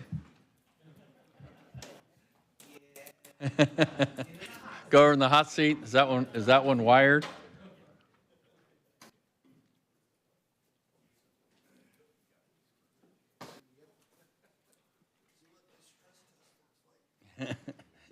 Right? So, go ahead. She can go. She can go. She can explain it. Oh, she put it together. So while Audrey's getting set up, Audrey Abels is the budget analyst that has grilled our county administrator on lots of questions associated with the budget. And you'll see it's broken out by the various components that are in the budget as well. So it's county admin proper and then the various pieces. And we did consolidate down. We had several, what they called departments, but they really weren't separate departments. Communications, construction management, asset management, OMB, workforce. OMB, and workforce. Yep. And so we've just formally put them under the county administrator's office. It wasn't a change. It was just consolidating it down because it's really, from a structural standpoint, they're support services to our office. So that's a change that we did prior to the budget. So we consolidated that down. If you look at past year's budget, the numbers will be different, but they're not. They were just organized differently. Okay? Go ahead, Aubrey. Good morning, Commissioners. Audrey Abels, Office of Management and Budget. We are going to start on the bottom of page 1 with efficiencies and cost-saving measures. So the department was able to realize a total reduction of $385,000 in FY25. In FY24, $23,000, and in FY23, $13,000. We just wanted to highlight some of those. Yes. Yeah, speak up there. I know. They tell me this in communications. They prep me for this every time, and I'm never close enough. Thank you. Thank you. That's okay. So moving on to the top of page 2 for topics for discussion. The department will have 2 new divisions in FY25, so OMB will be a part of county administration officially in FY25. In addition to this, the previous strategic performance management team will be separating out of OMB and will become a division called strategic initiatives in FY25 as well. Duke Energy Clean Connection. So due to the approved increase in that subscription, we will raise the amount of clean energy used by the county to 56%, so that is 16 percentage points. Due to a service delivery change in construction services, a contractor, CBRE, is going to be utilized to help supplement that team. So as such, the FTE count for that division will be reduced by 2 employees, and those projects will be outsourced to CBRE. With that, those were vacant positions that have been changed. And commissioners, you know, as you know, we have CBRE that is our, that's taken over the new county campus and the redevelopment of this campus. But in addition to that, we expanded their contract to do project management, directly oversee our construction management services group. As we had vacancies come up in that group, we actually outsourced that work to CBRE. And so they're directly overseeing projects like the sheriff's secure entry point. They're directly overseeing projects that we have. And then we have them being our program manager to help us stand up a better, more accurate, and responsive construction management group to where we can bring projects on time, on budget, and meet customer expectations. I'm already seeing the benefits of it. I mean, they're really good, and I think that, you know, whether we keep it in, whether we outsource it all or keep it, you know, internal and use them to help us build a better program, it's working out really well. And it's still showing up in these numbers, so whether it's in-house or out. Correct. Okay. And we're showing a reduction of 2 positions only because we outsourced that. We just removed the work, and so you have 2 less FTEs as people left. Right. But then that shows up in bigger contract services, and we're charging those back to the projects. In this department? In that Contract department. What's that? In that department. The one we're looking at right now? Correct. Okay, thank you.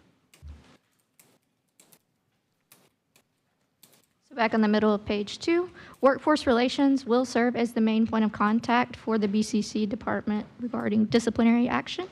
Due to the severity and significance of this process, workforce relation has been tasked with being the first point of contact as opposed to human resources. Moving to the bottom of page 2 for budget drivers. The FY25 budget for county administration is decreasing by $165,000. Personnel services is decreasing as well by $365,000, again, due to the elimination of the 2 FTE and vacancies being filled at a lower rate. The FTE count for county administration is decreasing by 3, so that is the 2 FTE for construction services and 1 FTE from workforce relations. That should have been a double encumbrance. Operating expenses are increasing by $213,000.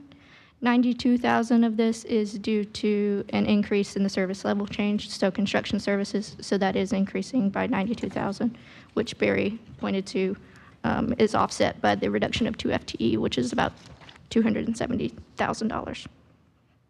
In addition to this, we are seeing $89,000 increase in computer replacements due to the replacement cycle.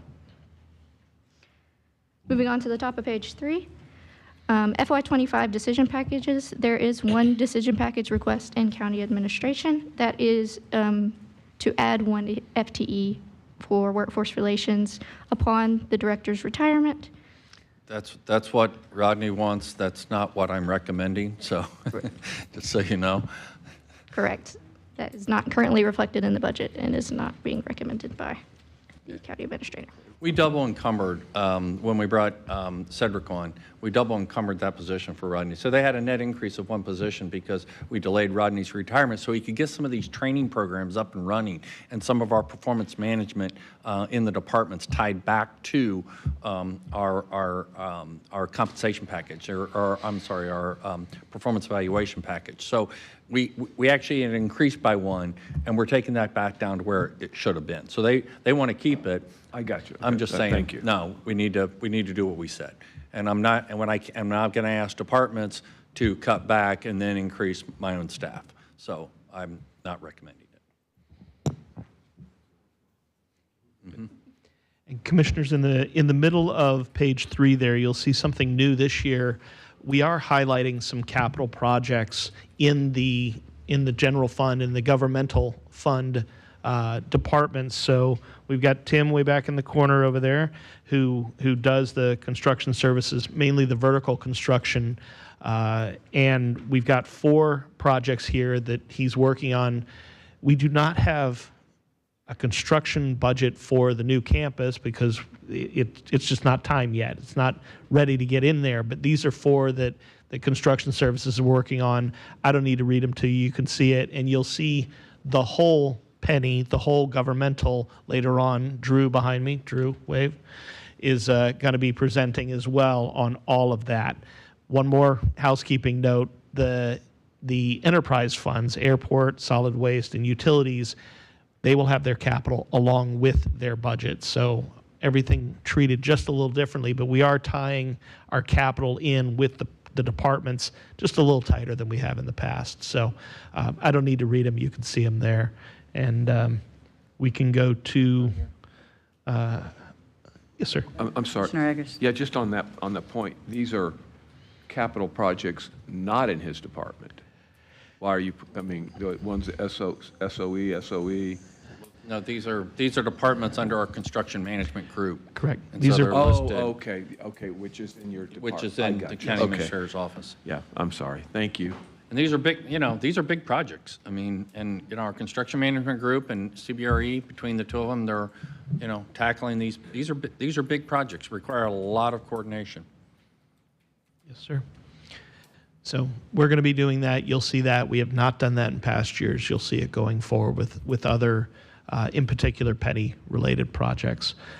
After that, we've got our 24 accomplishments, and You can read through these. I mean, they're, the things that we've talked about, everything over the next, 2 pages that we've worked on. Yep. So, accomplishments, work plan items, and performance measures there, carrying us on to really the end of page 6, and honestly, the end of our presentation. Any questions? Well, you got off easy. I said you got off easy.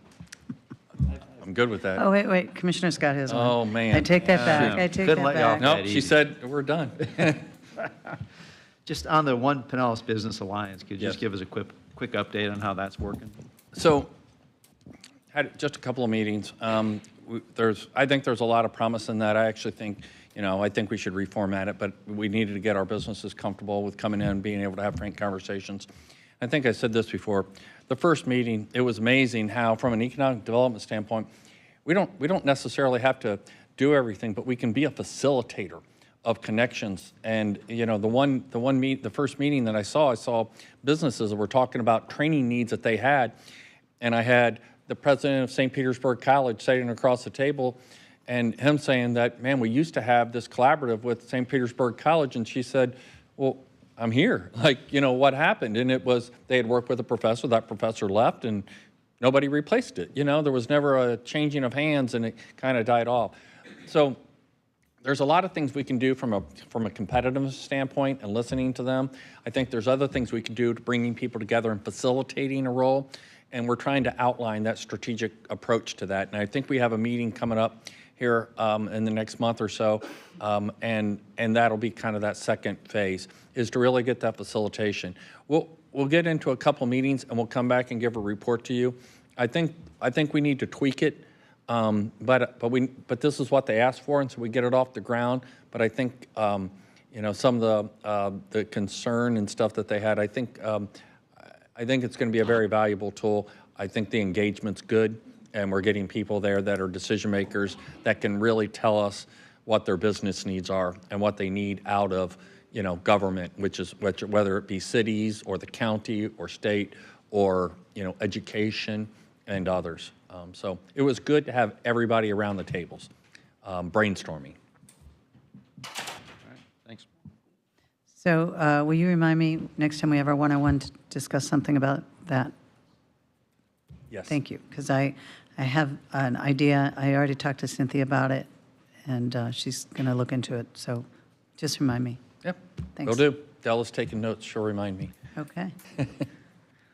All right. I still don't see the.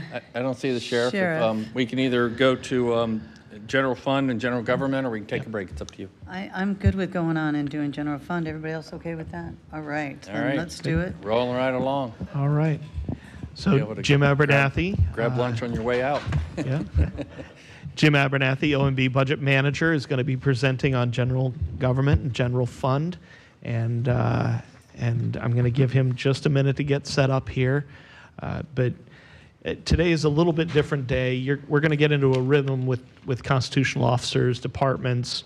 Today is a little more high level, a little more of this, where in future days you're going to see kind of that back and forth between us and the department, OMB presenting and the department presenting. So with that, Jim, are you ready? I am. Good morning, Commissioners. I'm Jim Abernathy with the Office of Management and Budget. I'm going to give an overview of the FY25 General Fund budget request, as well as the general government portion of the overall general fund budget request. Please turn to the top of page 2 in your packet. The general fund is the county's primary operating fund, with most county services being paid from the general fund.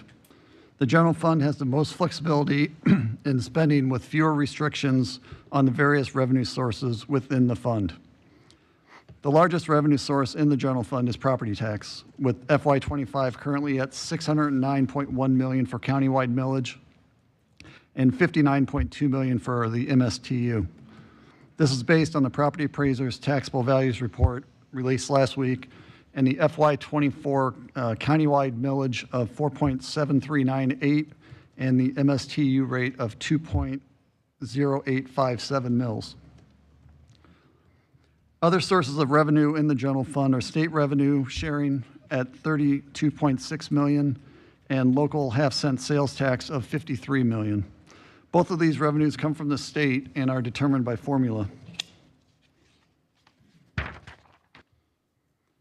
The sheriff also produces revenue through various contracts and services to cities and the U.S. government. The FY25 budget request includes $46.1 million, which partially offsets the sheriff's budget. FY25 expenditures in the general fund, excluding reserves, decreased $17 million to $877.9 million.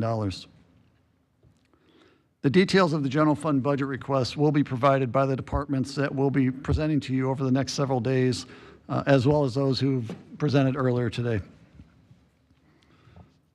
Personnel services increased $2.1 million to $110.8 million. Included in this increase is a 3% salary adjustment and required FRS increases.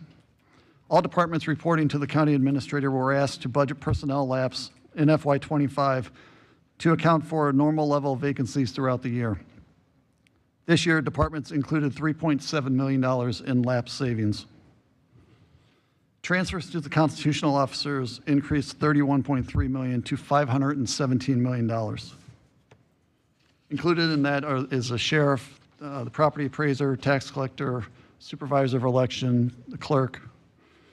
The total budget request for general fund increases $16.7 million to $1.09 billion. Please turn to attachment 1 on page 4 for an overview of the general fund by department. This table shows the budget history of the various groups within the general fund. Departments reporting to the county administrator make up less than 25% of the total operating budget, with constitutional officers accounting for almost 63%. Please turn back to page 3 for the general government budget request. So general government budget it's a non-departmental category. It includes countywide funding needs that benefit all departments and agencies, as well as unincorporated MSTU expenditures. Excluding reserves and transfers, expenditures increased $7.2 million to $73.4 million. One of the biggest expenditures in the general government are the BTS charges for general fund departments and agencies, which is $31.5 million. Also included in general government budget request are payments to the county's established tax increment financing districts, which increased $4.7 million to $30.9 million. The FY25 budget request also includes transfers from the general fund to other county funds for $49.2 million. The biggest transfer is to 3 dedicated millages for the Transportation Trust Fund, totaling $42.2 million. Another transfer is for the Surface Water Fund, which is $1.35 million in FY25. This is the second of 2 transfers approved by the board earlier this year. Now we can go over the ARPA fund. So good morning once again, Commissioners. Chris Rose.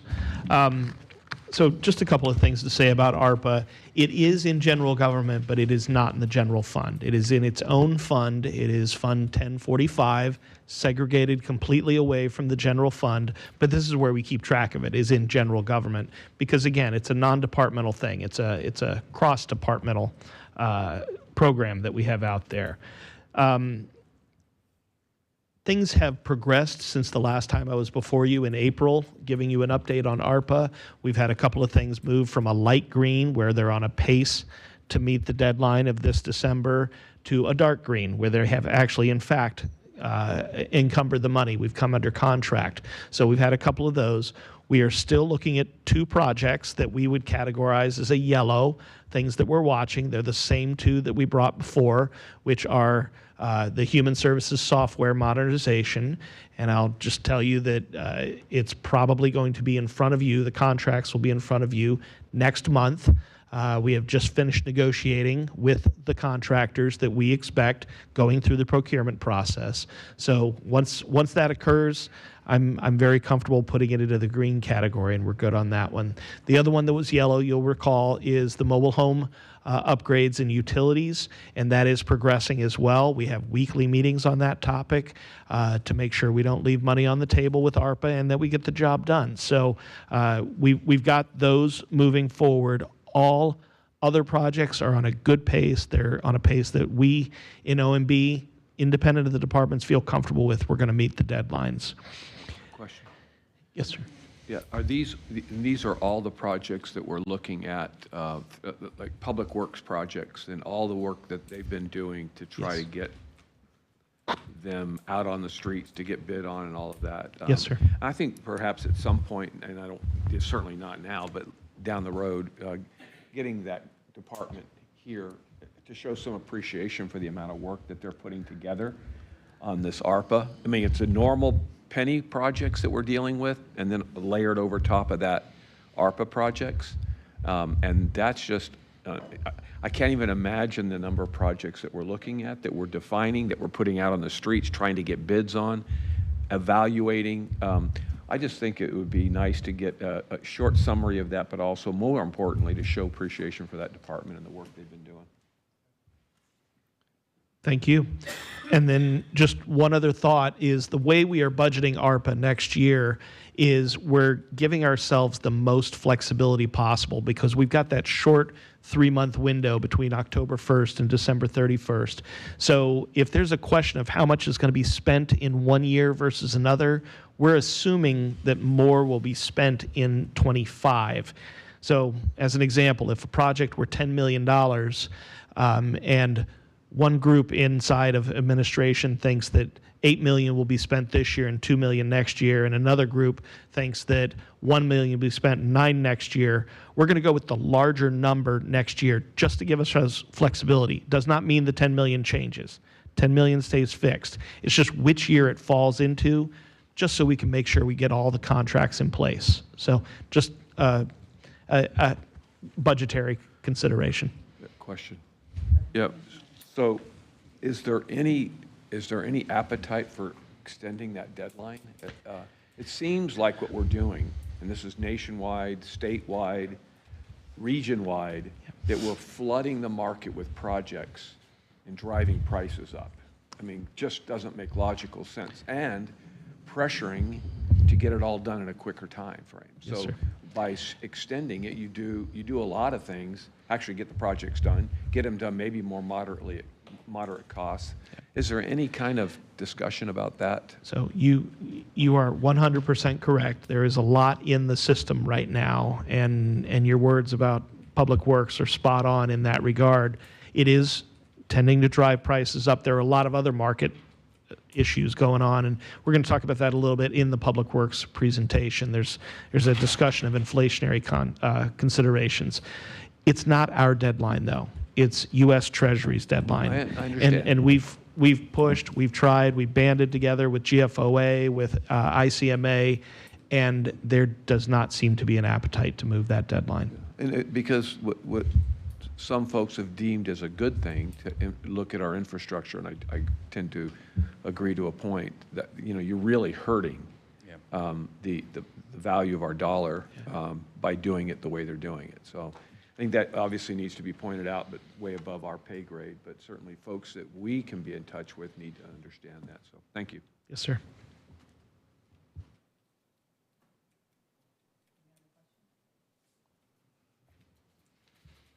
Okay.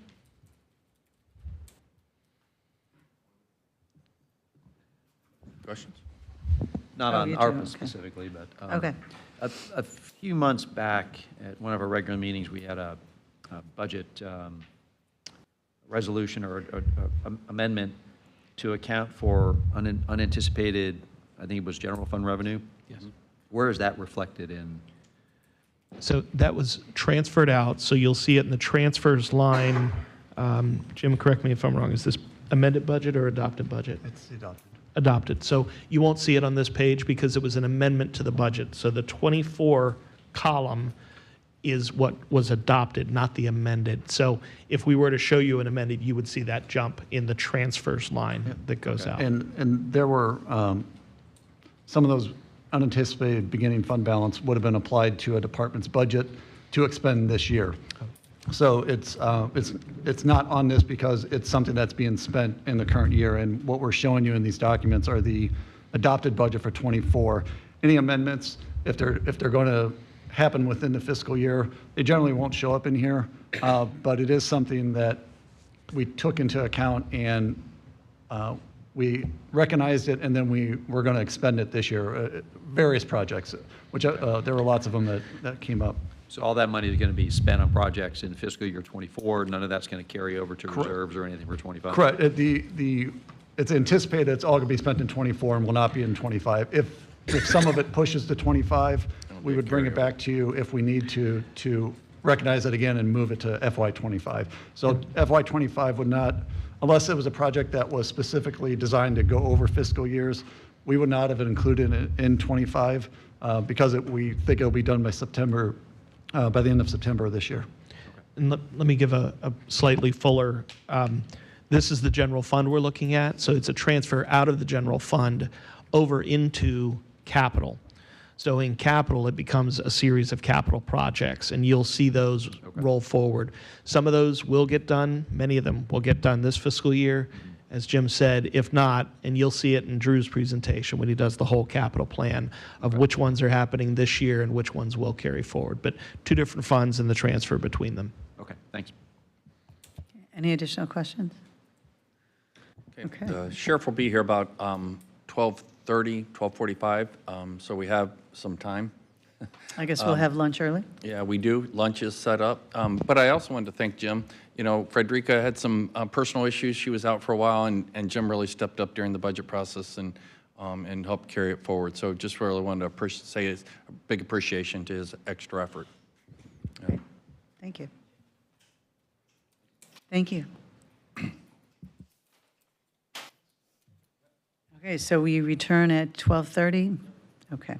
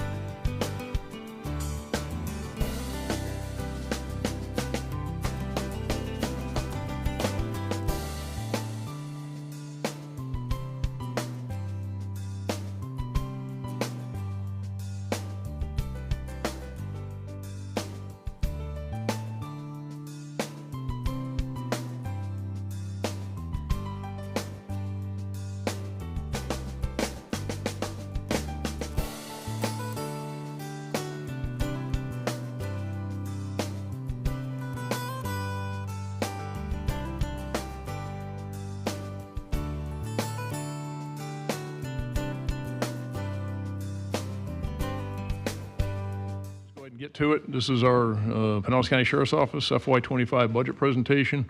Just by way of some background as to kind of where we are, is bottom line, Pinellas County remains safe. We've had a lot of successes over the last many years, and this is not by accident. It's a lot of things that have contributed to it, including support from this commission. Good laws come out of Tallahassee. Technology and leveraging technology, and frankly, good old-fashioned boots-on-the-ground police work.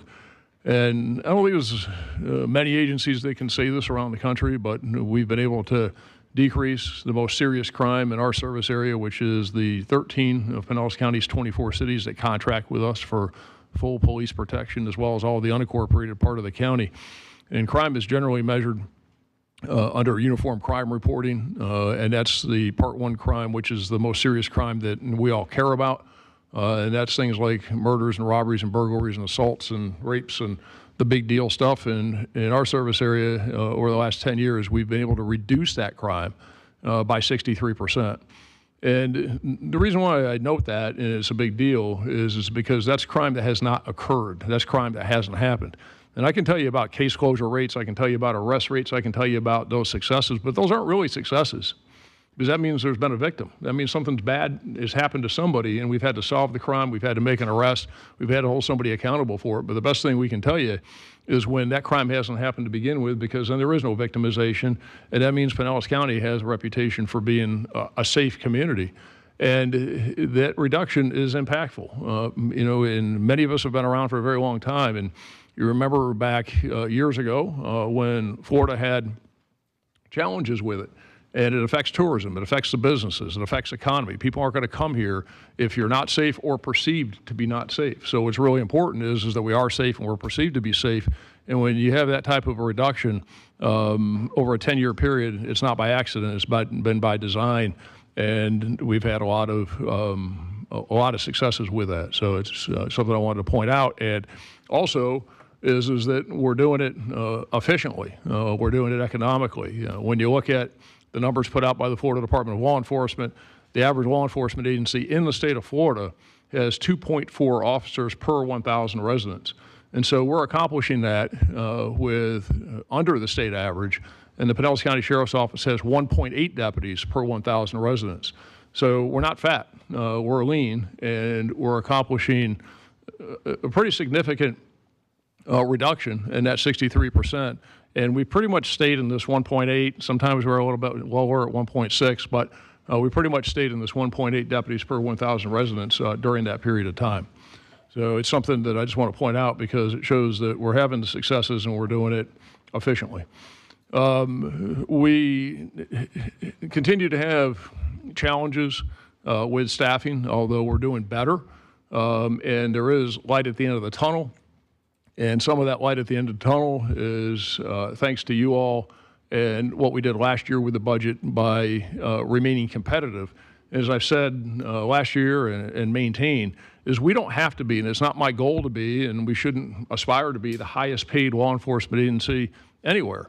But what we have to do is you have to remain competitive, because if you can't remain competitive, then you can't hire and you can't retain. So in 2023, we lost 99 law enforcement and detention deputies to resignations and retirements. Now, this trend that we've seen over the last few years continues. And it used to be that when people joined law enforcement agencies, they were there for a long time. They were there for life. It was a lifelong career. It was a calling, and people stayed. You don't really see that so much anymore, and you see a lot of people that are leaving after a few years. And so you see on the law enforcement side especially, is more deputies quit, more deputies resigned than retired. So we had 34 resignations and 12 retirements. And that number used to be the other way, used to be juxtaposed. So this is a trend that we're seeing. And when we look at attrition over the last several years, the average length of service is going down, and it remains much lower than what it used to be.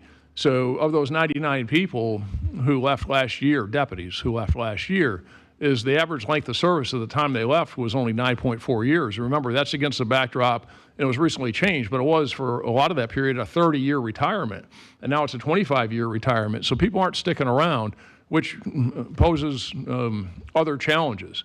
You can see in hiring, is hiring did not keep pace in 2023 with attrition. We were able to hire 82, but we lost 99. So we are making progress, and I'll get into that a little bit, but that's worth noting about the number of people we leave and when they're leaving. Before you move on, I mean, I'm looking at the dates, and it was around that time that officers were just getting shot randomly, officers were getting killed, there was a public perception, and so I think, you know, salaries I'm sure played in it, but I think the public perception that turned on law enforcement officers, I think probably, would that have played a role? Well, you know, yes and no. You know, certainly 2021, I think that would be the case. And you look at the number of people we had in attrition in 2021. But still, is that even though we're losing less, and we are losing less, the number of years of service isn't changing of the average length of service.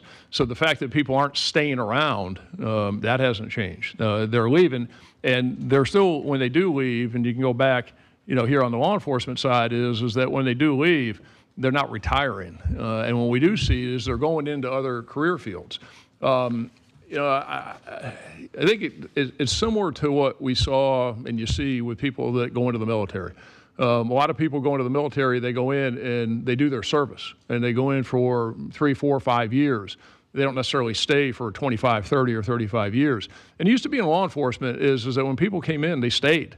And the whole point of that is that we really don't see that anymore. I would analogize it more to people come in, they do their public service time, they do their 4 or 5 years, or maybe a little longer, and then they move on. And people we see lately leaving, even this year we see leaving, is that they're totally getting out of law enforcement. They go into businesses, they go into other career fields. So, you know, I'd say that the criticism that law enforcement was under in 2021 is not as significant as it was back a couple years ago. I think we've rounded the corner out of that. But here in Pinellas County, you know, Pinellas County is not Minneapolis. It's not Chicago. It's not Portland. It's not, and thank goodness it's not. And you know, we've always had here in Pinellas a very good relationship with the community. I think we have the community's trust. And by and large, law enforcement in Pinellas County has largely been supported. Now, that doesn't mean that the cops on the street here didn't feel some of that, but we didn't feel it nearly as much as they felt it in other places, because we do have good dialogue, good communications, good relationships, and that community trust. So I don't think that factor when people leaving was as great here as it was in other places, certainly.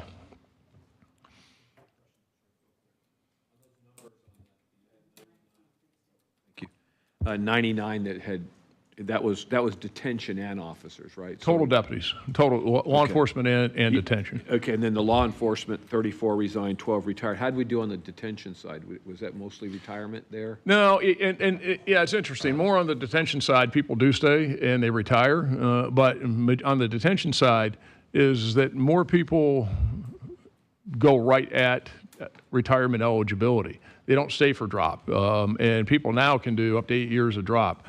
But on the correction side, on the detention side, I think 25 years in jail is probably enough, and they decide that they have had enough. So they usually don't. They'll do a short period of time, where on the law enforcement side, the people that do stay, they'll usually do most or all of the drop. There's some interesting phenomenons on both sides of that. And then we have people that are in the middle, and we have some dual certified people, and we have deputies that are in judicial operations and other places. But by and large, what I told you is what we see. So right now is that we have 15 law enforcement deputy openings out of 835 authorized positions. So that's a pretty low vacancy rate of 1.8%. We're having success in recruiting. 36 detention deputy openings out of the total of 670, so for a 5.3 vacancy rate. And combined, it's a 3.3 vacancy rate with 51 total openings. Now, as I'm going to show you, that's a little bit misleading. And I wish it was that way, but it's not, because we have so many people in the pipeline. And we have 52 deputies that are in the academy or field training. 23 law enforcement deputies in the academy or field training. So the actual vacancy rate is not this. I wish it was this. We got all these people in the detention academy, the law enforcement academy, or in some form of training. And by and large, from the time that somebody walks in the door who is not certified until the time they actually hit the ground as a deputy by themselves is about a year. So it takes a long time to get somebody in the door and then out functioning solely.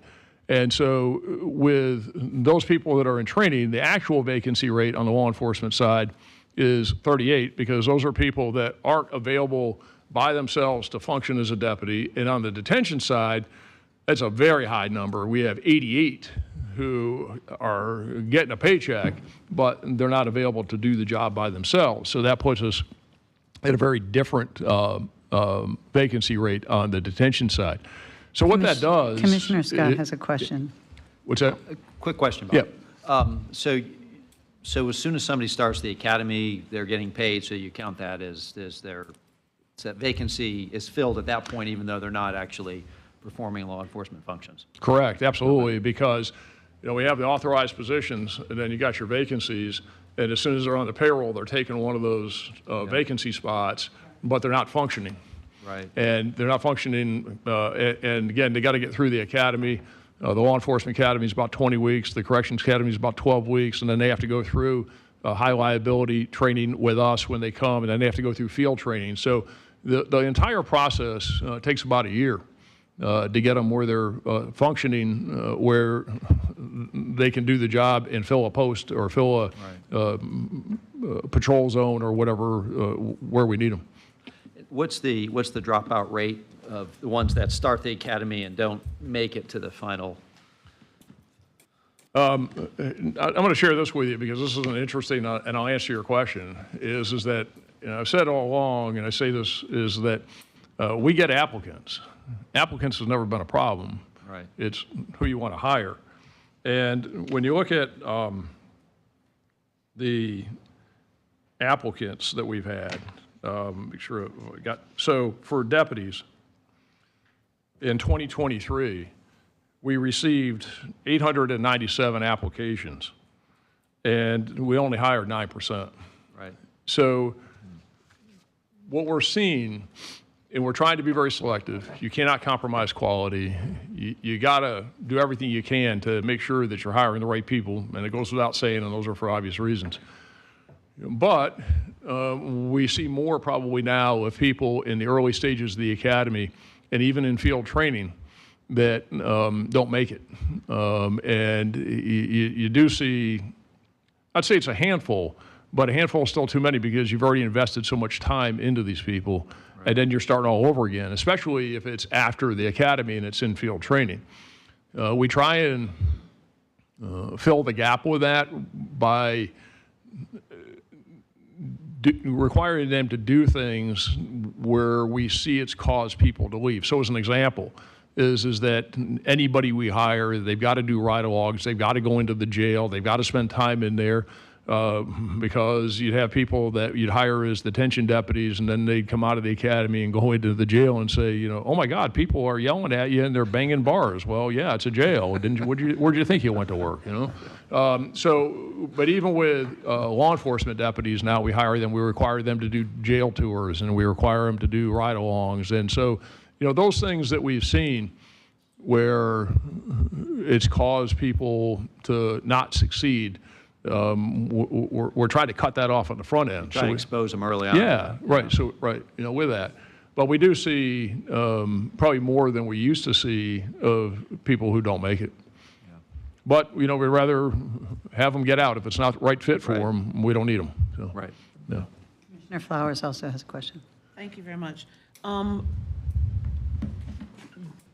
Do you have any numbers for officers that may be relocating from another state that apply to your agency? Yeah, I don't have it, and I didn't bring with me, specific numbers, but I can tell you, because, I look at every file and sign off on every file, and, the certified pool of people to hire is challenging because everybody's trying to pull from the same pool. It's slowed down. We were getting a lot from the Northeast, getting some from the Midwest. But the number has slowed down for us. And that's why we're really putting people, most especially on the correction side. The available people on the correction side who are certified, very few and far between. Right now, we had a class that just graduated, had 31. We're looking for another class for August for between 30 and 40. So the certified people on the correction side. And on the law enforcement side, I would say it's not even a quarter probably of the people we hire because it's challenging because everybody's looking for the same people. Now, we're doing better now a little bit, again, by keeping the pay up and being competitive with other benefits. That has helped, but that isn't a significant pool to draw from. More so, we're putting people in the academies. Okay, thank you, Madam Chair. So, you see here at the bottom, by having all those openings, is that when we have open positions, those positions are budgeted at entry-level pay. Makes sense? Because that's what they're budgeted at. But when you have that number of openings, especially in corrections, when you got on the floor, you got 88 openings, plus you've got people out on leave and people on FMLA and all kinds of other reasons why people aren't there. So you have to fill those posts, and believe me, we have scrubbed all of the posts in the Department of Detention and Corrections to make sure they're absolutely essential, absolutely necessary, and to cut where we can. But there's no more room to cut. It's as lean as you can make it, so you got to fill those spots. But you're not filling those spots with entry-level people. You're filling those spots with sometimes very seasoned and experienced people who are doing it on overtime. So the money, the lapsed funds, is budgeted here, but what you're paying out is time and a half here. So what that's resulted in, and it's a problem, and we're going to get through it, and I'm not asking you all for any money. I'm just telling you that we got an issue, and it's for situational awareness, is that we budgeted this year in FY24, as we have, $7.8 million in overtime, and we're on track right now to spend $15 million in overtime. So you got to do some serious belt tightening, and we have. And one of the things we did this year for the first time, and this is my 14th year in office, this is the first time that we've ever done this, is this year, is that, and employees aren't real happy about it, but everybody's a team player, and they got to chip in, and we got to do what we got to do, is that we were unable to do a leave buyback this year. And because it costs $1.8 million to do the leave buyback. You can't do a leave buyback for $1.8 million when you got a budget deficit for overtime that looks like that. So we're making cuts, we're belt tightening, and we're going to get through it. But that's a problem. I hope by having these number of people and the way we're projected out, by having these number of people that are in the pipeline, is that it's going to flatten itself out. And once we get these people out of the academies and in training, we get another 30 in the Corrections Academy in August. The way that it looks right now, if this all holds true and our plan moving forward pans out, is that we'll start to see some relief on this probably around June of next year. So probably about a year from now before we're really going to see some relief on this. So in the meantime, we're just going to juggle it. But the plan is working as to getting people hired. And as I say here, the reason why it's working is because of what we did last year. And I say we, and that includes you all, because without you, I couldn't have done it, is to make ourselves competitive and to remain competitive, and also offering these hiring bonuses. So last August, we were sitting in corrections when we were down then. We were down about 50, 55 positions. And last August, we're sitting there, and we had 0 applications for detention deputy. We wanted to do it, and we had 0. So I said, and remember, the raises and all didn't kick in until October 1st. So we were lower in pay. We had very little as far as any incentives. I said, we're going to try something bold. And we offer in a $20,000 hiring bonus for certified and $15,000 hiring bonus for non-certified for a limited period of time. And by October, we had about 250 applications. So it is working. We are filling these academy classes. We've got, again, another hopefully between 30 and 40 for August. We're looking at another one for later in the year after that. And by next year at this time, if everything stays on track, hopefully this is flattened out. But it's, again, a combination of things, but it's imperative that we remain competitive, and money talks, and it does work. So, but this is limited. We don't have, and again, we're robbing Peter to pay Paul to do this. And I'm not asking, it didn't come back to you all for any money to do it. We're just scraping and making it happen. But that's how we're able to, if we weren't doing this, we would have a real serious problem. You know, I'm not ringing any bells, but if we didn't have these people in the pipeline, and this wasn't working, yeah, we would have some bells to ring, because we would have some real serious structural issues that we didn't have any light at the end of the tunnel. There's light at the end of this tunnel. We just got to get there.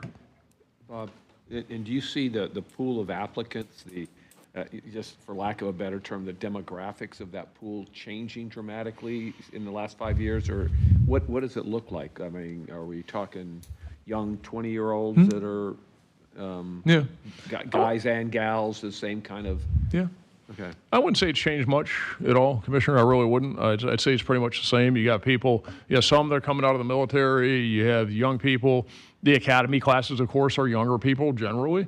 But I've also seen some people that are stay-at-home moms that are now in their mid-40s that decide they're going to do something they've always wanted to do in their life. I see people who are, seriously, I mean, you have people that,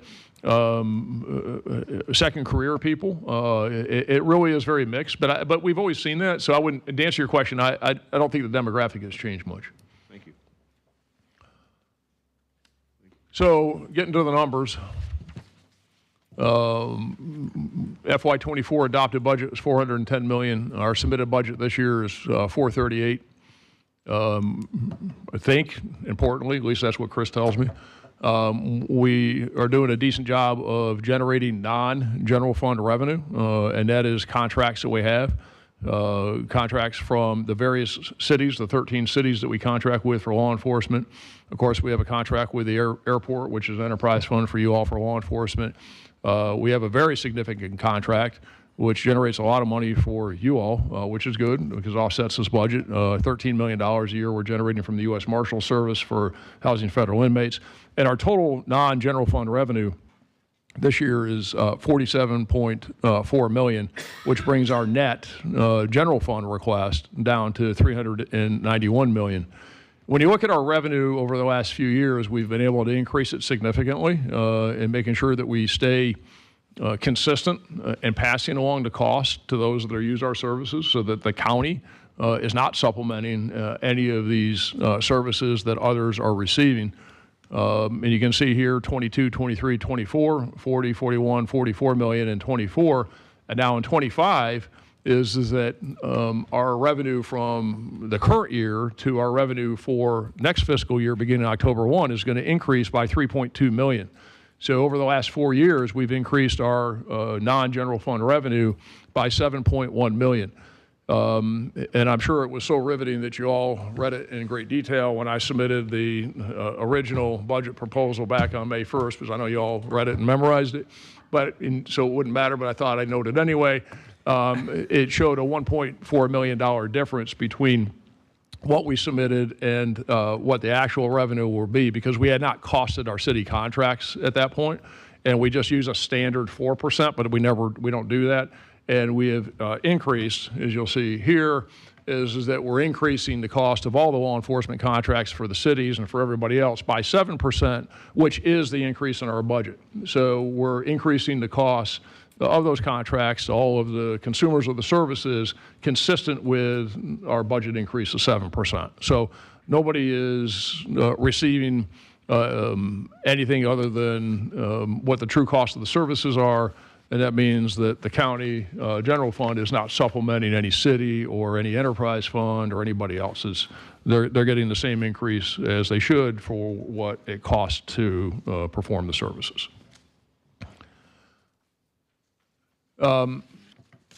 As you can imagine, the bulk of our increase for FY25 is in personnel pay and benefits and some operating expenses.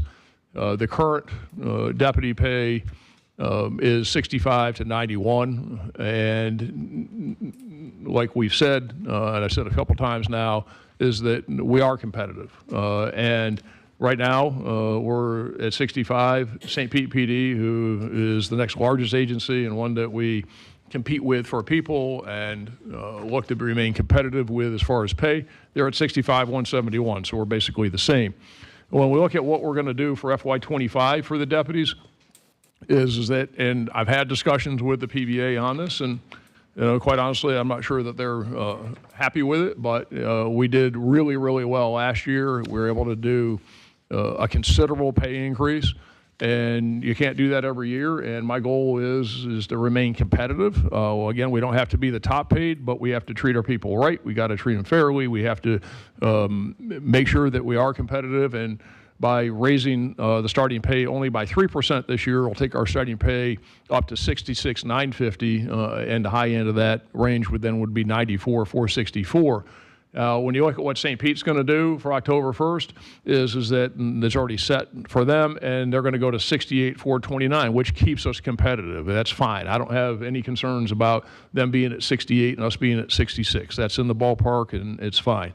Largo, and I'm sure you don't remember, but last year is one of the comparators that I used in making the pitch to you all about why we needed to make the significant change last year. Is what I said then was that we're the largest law enforcement agency in the county and the lowest paid of the top 5. We were lower than Largo and lower than everybody else. But as you can see here is that Largo on October 1st will be at 65,520, and we'll be at 66,950. So we're, again, competitive and where we should be. Clearwater, I don't know about. They're currently in union negotiations, but their starting pay now is 61,225, and I would doubt they're going to eclipse us at 66,950. And whatever they get, I'm not concerned about it, because it's not going to, again, put us in a situation where we're not competitive.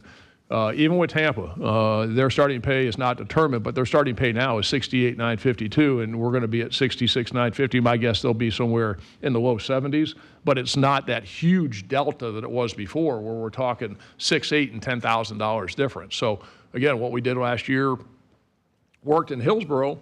Their starting pay for October 1st is not determined, but right now their starting pay is 63. So we're at 65. So we're even better than Hillsborough. So again, we check that box of being competitive and market competitive and where we need to be. Sheriff, we have another question. Commissioner Scott. Thank you, Madam Chair. Bob, does that include the starting pay? Does that include the hiring bonus as well? The sign-on bonus? That does not include the hiring bonus. And the hiring bonuses depend upon, and there's some variances, depends upon what it is. On the law enforcement side, it's generally somewhere around $2,500, sometimes up to $5,000. It depends upon what it is. It's not and these bonuses that we're doing on the correction side, these are one time. The academy class in August will probably be the last one that we do with that. Maybe the next one late this year, early next year, but we got to stop that and just get back to the ordinary ones. But no, to answer your question, this pay is not inclusive of hiring bonuses. And sometimes what we'll do too is that for people coming out of state, we'll pay some moving expenses, but all of that's on top of this. Got it. Do all the other agencies listed here have some kind of a sign-on bonus as well? Everybody does. Okay. In this day and age, you have to. I don't know of an agency that doesn't. Okay. Now, the detention salaries, are they less than that starting? No, detention and corrections are the same. We have pay parity. Okay. Thank you. And most agencies do. Most agencies where the sheriff runs it. So, in Florida, you have 67 counties, of course, and the sheriff runs the jail in 56 of the 67 counties.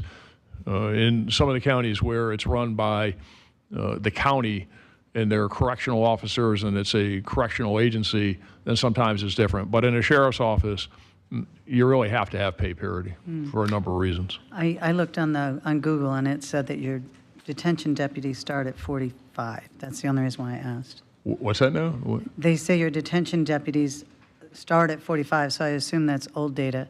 So your detention deputies make the same as a... Who's saying that our detention deputies start at 45? Yeah, that's what it says. So I was just curious if they are the same. They're the same, so Okay. don't believe everything you see on the internet. And not the truth. Yeah, don't start that rumor, because then we won't get applications. No, we start detention deputies at 65, so everybody's watching, you know. No, okay. Jeez, we get all the applicants rescinded or something.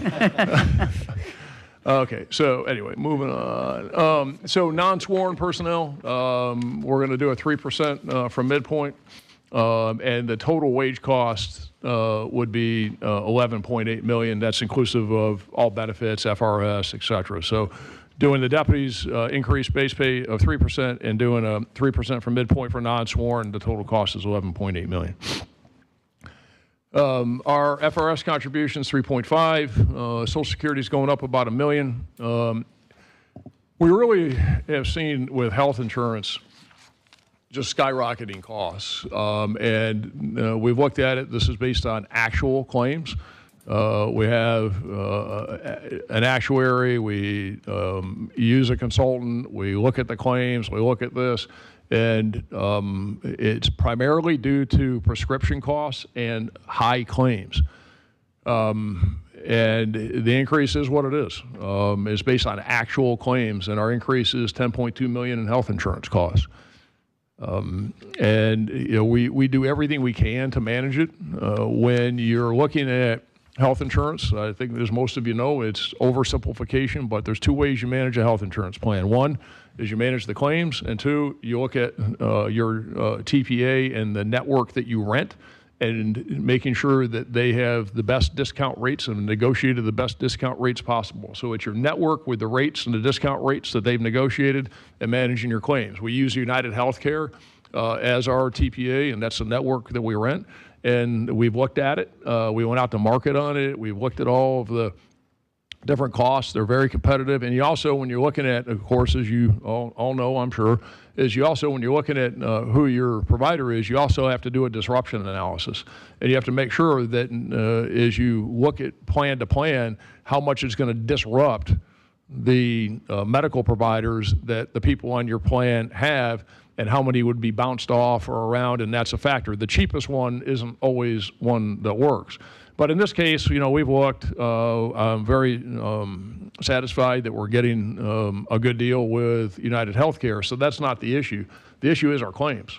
And some of the drugs that are out there and some of the use of some of the drugs and the way they're being prescribed have just really escalated these costs. Another thing that we're doing, and I'm going to look at it and evaluate it, but it's not going to help. And this is something that you play with, and I've gone back and forth over time, is that when you manage yourself, you manage a self-insurance healthcare fund, is you have to have individual stop-loss coverage and you have to have aggregate stop-loss coverage. And the individual coverage, and it all costs money, so it's a balance, and you're playing with it to estimate what's the number that you can live with so that you keep those reinsurance costs down. And right now is that our self-insured retention in health insurance claims is $1 million. So I may need to look at that and bring it down. But if I bring it down, then the cost of the insurance is going to go up as well. So you gotta balance it. And we're constantly looking at it. And of course, we have aggregate coverage, which we don't hit, thankfully, but the individual. The other thing that we haven't done, and we don't do because it would just add cost to it, is that, if you will, we're running bare. And that means is that we don't budget any margin in this. Normally, what's recommended in health insurance plans is that you include in there probably about a 3% margin for what they're projecting in your claims, and that margin is room for error. And that you would include about 3%. I don't include that in here. I'm just running bare. So Commissioner Long has a question. What's that? Commissioner Long has a question. Okay. Sure. Thank you for all of what you've done thus far. And I'm curious, in your health insurance plan, do your employees pay into it as well? Yes, of course. Yeah. Yes. Do you know what the percentage is? So it depends upon the plan that they're on. And again, the plans are all actuarial based and structured. And so the average is we're probably paying somewhere around 75%, and employees are paying somewhere around 25%. But it varies on the plan that you're on. So it's about 75-25. Thank you. Thank you. Commissioner Flowers also has a question. And Commissioner Eggers next.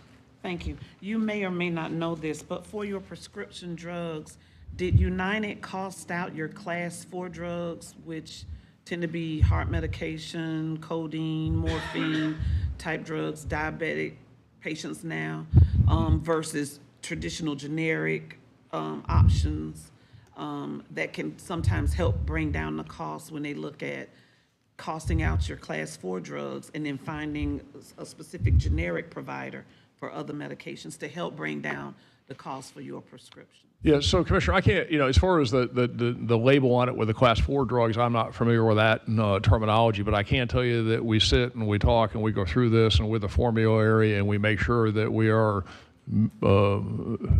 including the generics and managing these costs as best we can. And we spend a lot of time on it and we look at it.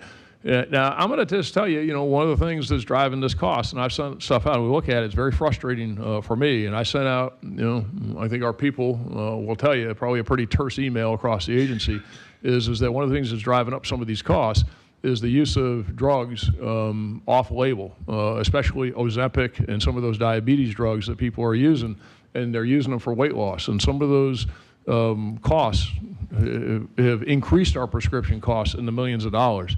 So we looked at it and looked at, do we put pre-authorization in place?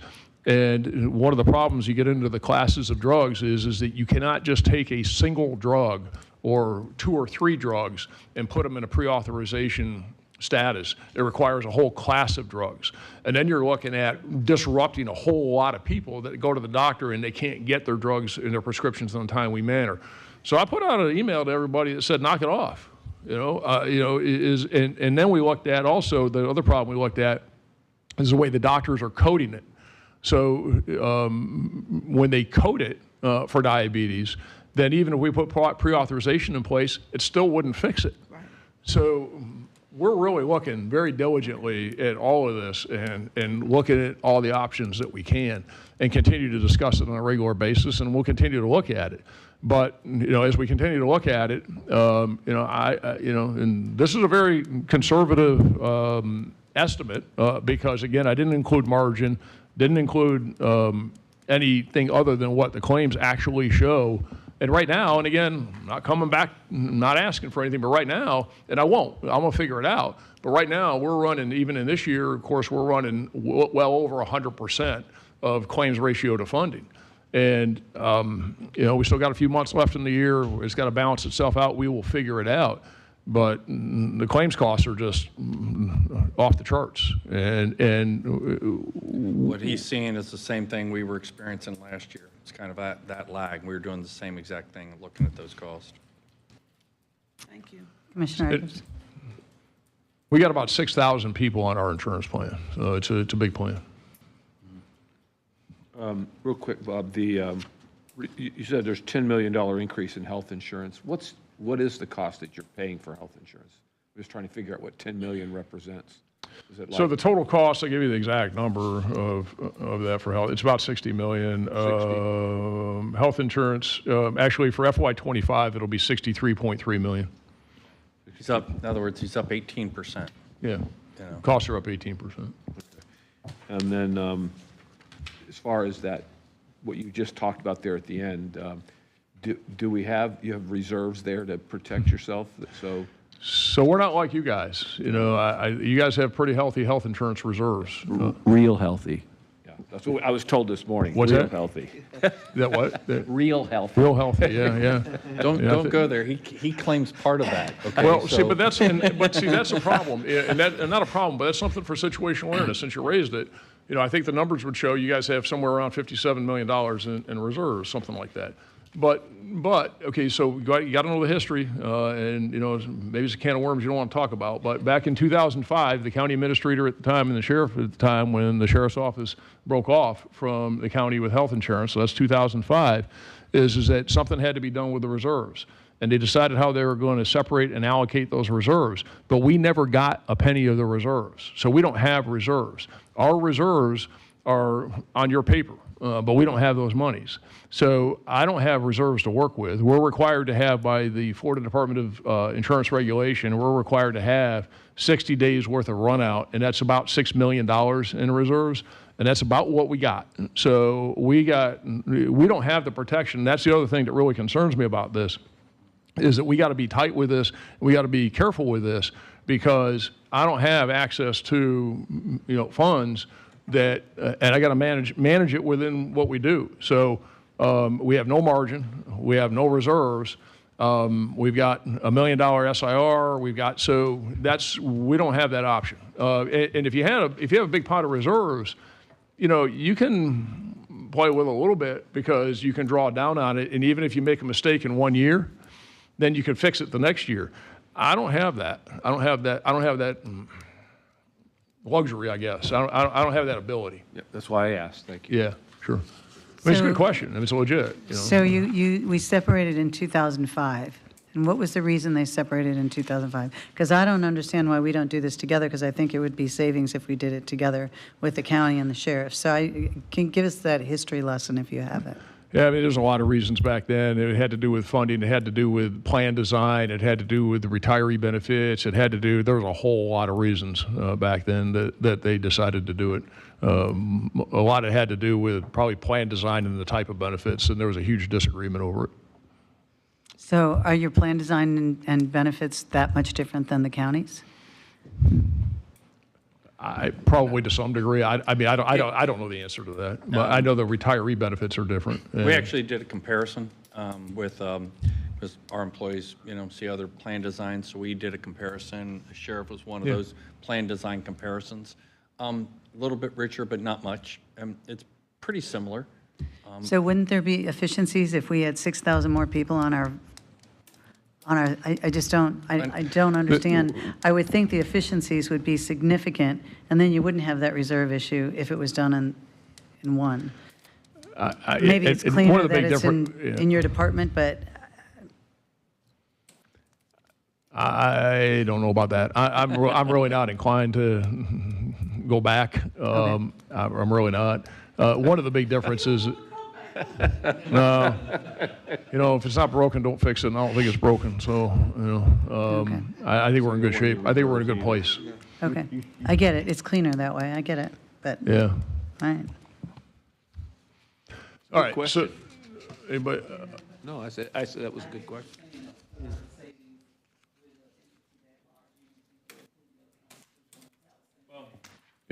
Commissioners, I will say, just to kind of summarize, you just went through, this is just to keep the lights on the sheriff's office. You're talking $11.8 million for wage increases, $10 million for health care, $1 million, $3.5 million for FRS. Significant chunk of change. Not growing, not increasing. So that's just that's that base budget, because he's going to go on to operational increases. And I just wanted to highlight that before he went there. That's what we're dealing with this next year. So. This is the bulk of it right here of our budget increase. The 11.8, like the administrator said, 11.8, the 3.5, the 1 and the 10. That's the bulk of the increase right there. That's the majority of it. And we get a higher revenue amount because the percentage that's charged off the municipal contracts, airport, et cetera, and stuff. So we get that, but that comes in as a revenue to us. This is an expense to him, and so. Yeah. So and I appreciate you mentioning that, because I think it is something that is relevant to this. So when you talk about we have a 7% budget increase, but when you take that 7% budget increase and you offset it by our increased revenue between 24 and 25, it actually takes our budget increase down to about 6%. Because we're offsetting this increase by that $3.5 million is that goes to offset this. Just one quick comment before we leave the insurance discussion. It's been 20 years since it's been separate. I don't see that there would be a downside in just putting an RFP on the street for combined, just to see what it looks like. If we haven't asked the question in 20 years, maybe it's worth doing that. One of the things that is very different, and where there would be disagreement probably over, is in the retiree health insurance. And that was a big part of the separation. And I don't think we could get there on that.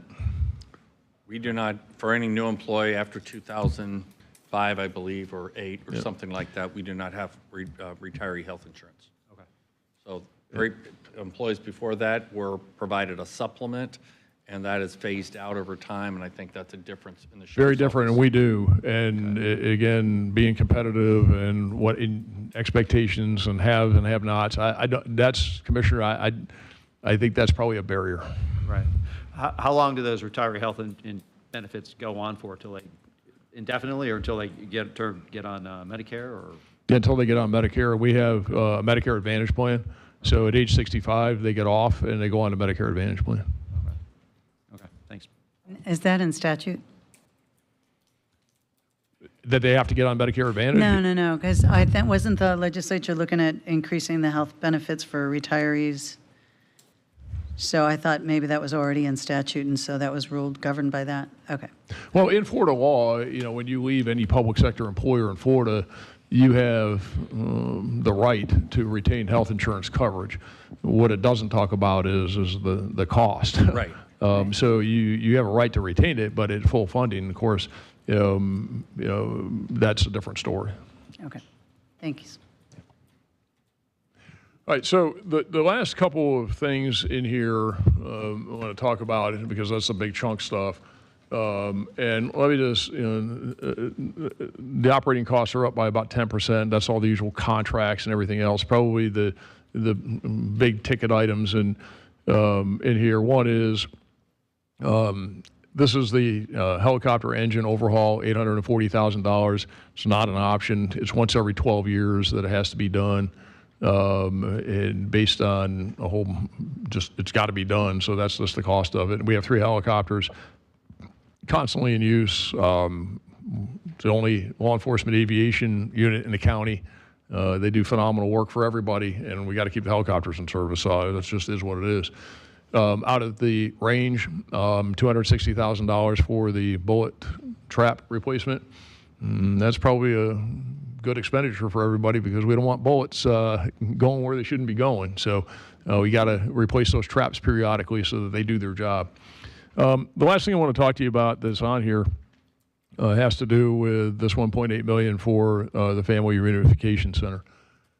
When you're talking about mass casualty incidents and active assailant responses, especially, there's 4 components to it. One is prevention. That's what we all want. The next component is harm mitigation, and that's having the things in place to stop it when it does start as quickly as possible. The third thing is the response, and that is the law enforcement response. And the fourth thing is recovery. So you don't want an incident to start to begin with. When it does, you want to keep it as minimal as possible and through harm mitigation. And of course, you want an effective response.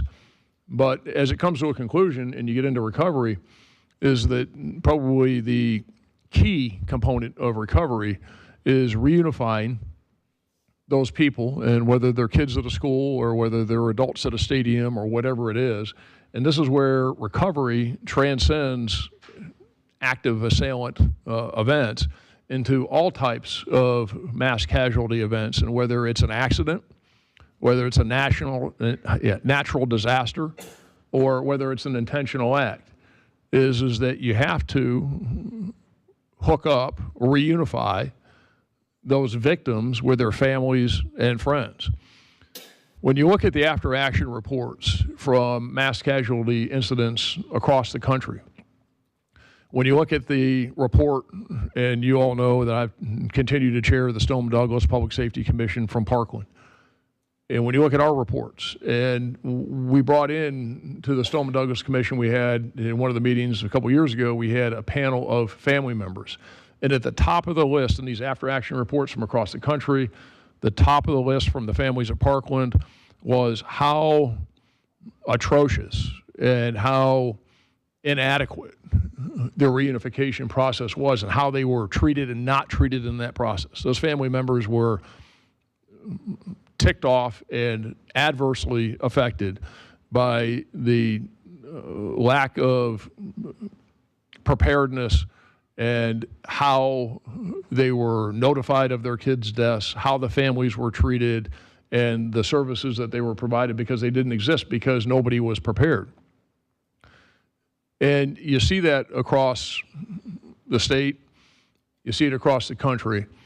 And I can tell you that if we had a mass casualty incident in Pinellas County today, and whether it's from a natural disaster, whether it's from an intentional act, or whether it's from an accident, we would muddle through, but we're not where we need to be. And that's not how we should be. And as far as I'm concerned, that's not how Pinellas County does business.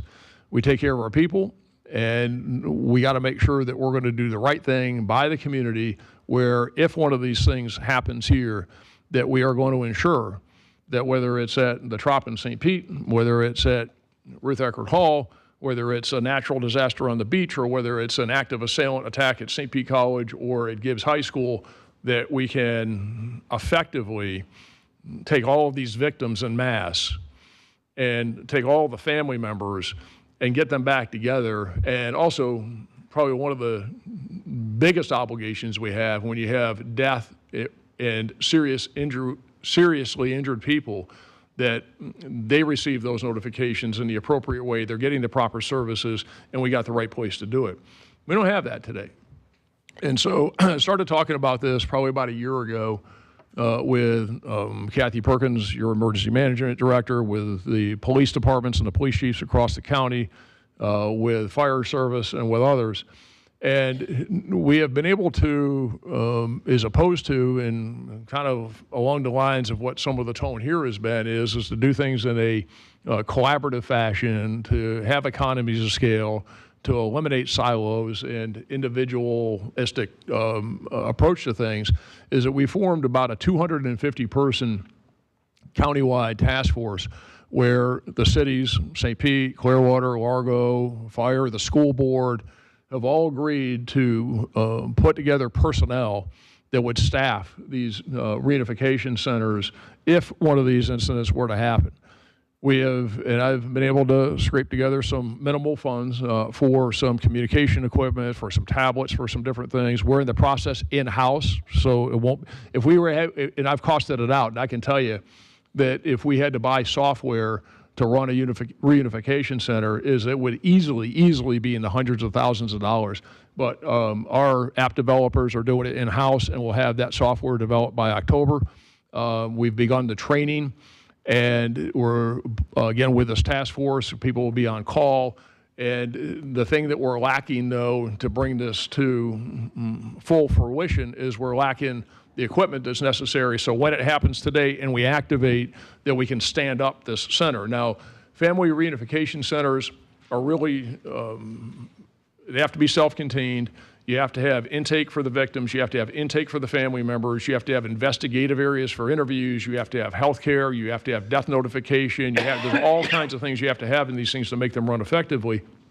And then that family reunification center, and what I talked about with Kathy Perkins, and what we've agreed to is that we on the front end are going to run the family reunification center. And the family reunification center could last from hours to days, probably not weeks, but hours to days.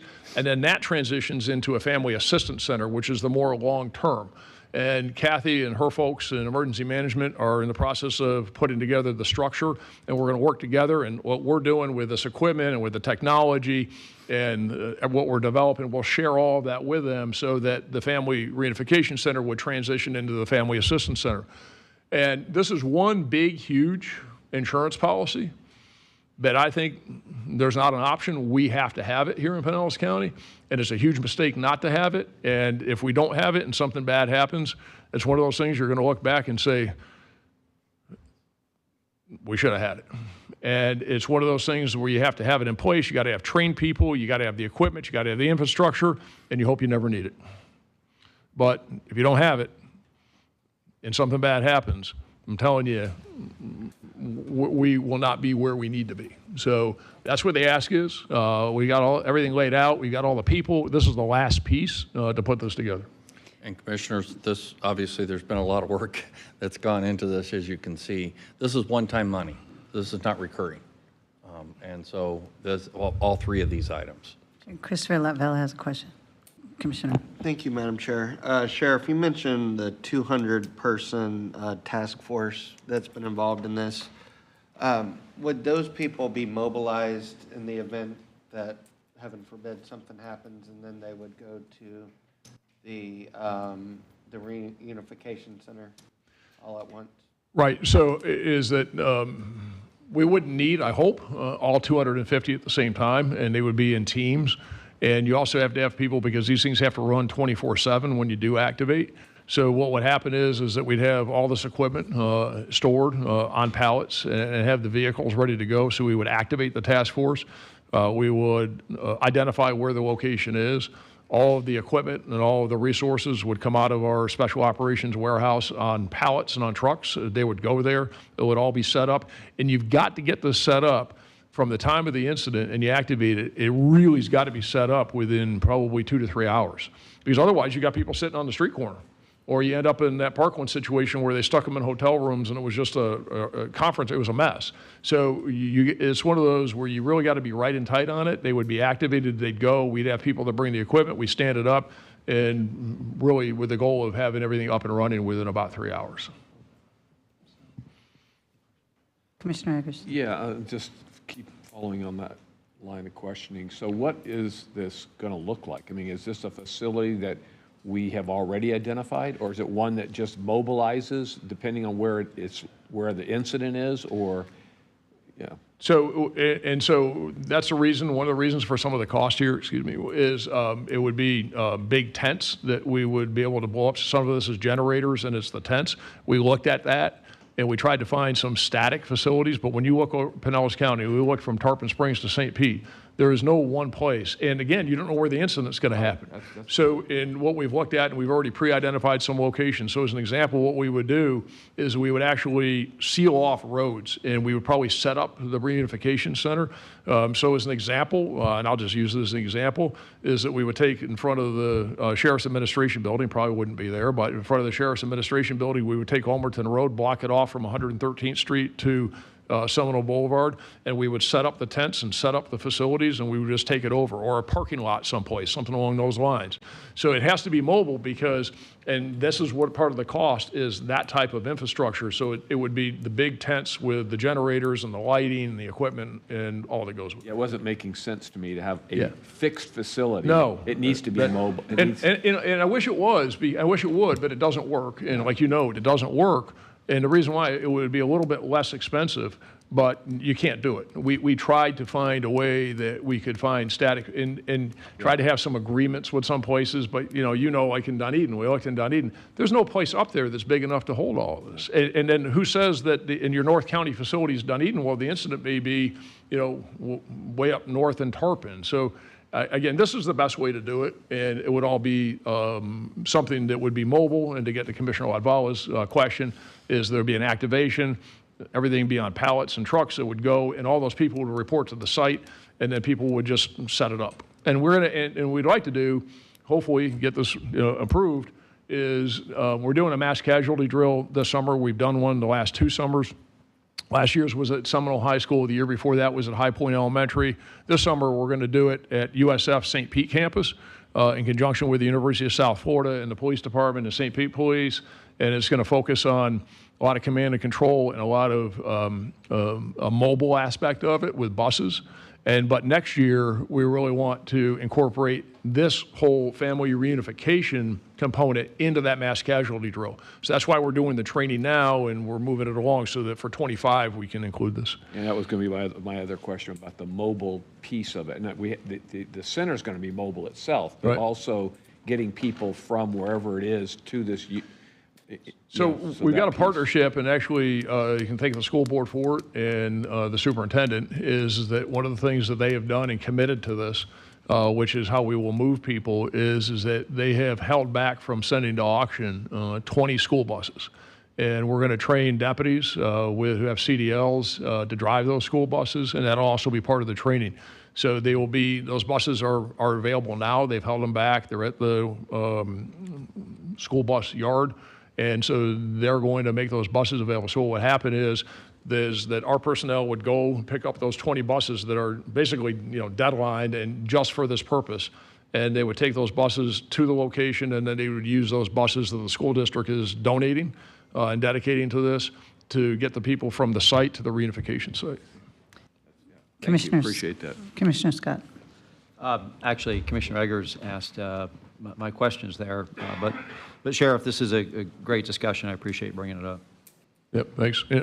And I want to say that there's really a tremendous amount of partnership in this, and people are stepping up and coming forward. The cities are participating, the school board's participating, and people are see the real need for this and are coming together in a real collaborative way. Oh, go ahead. Oh, Commissioner Flowers. Thank you.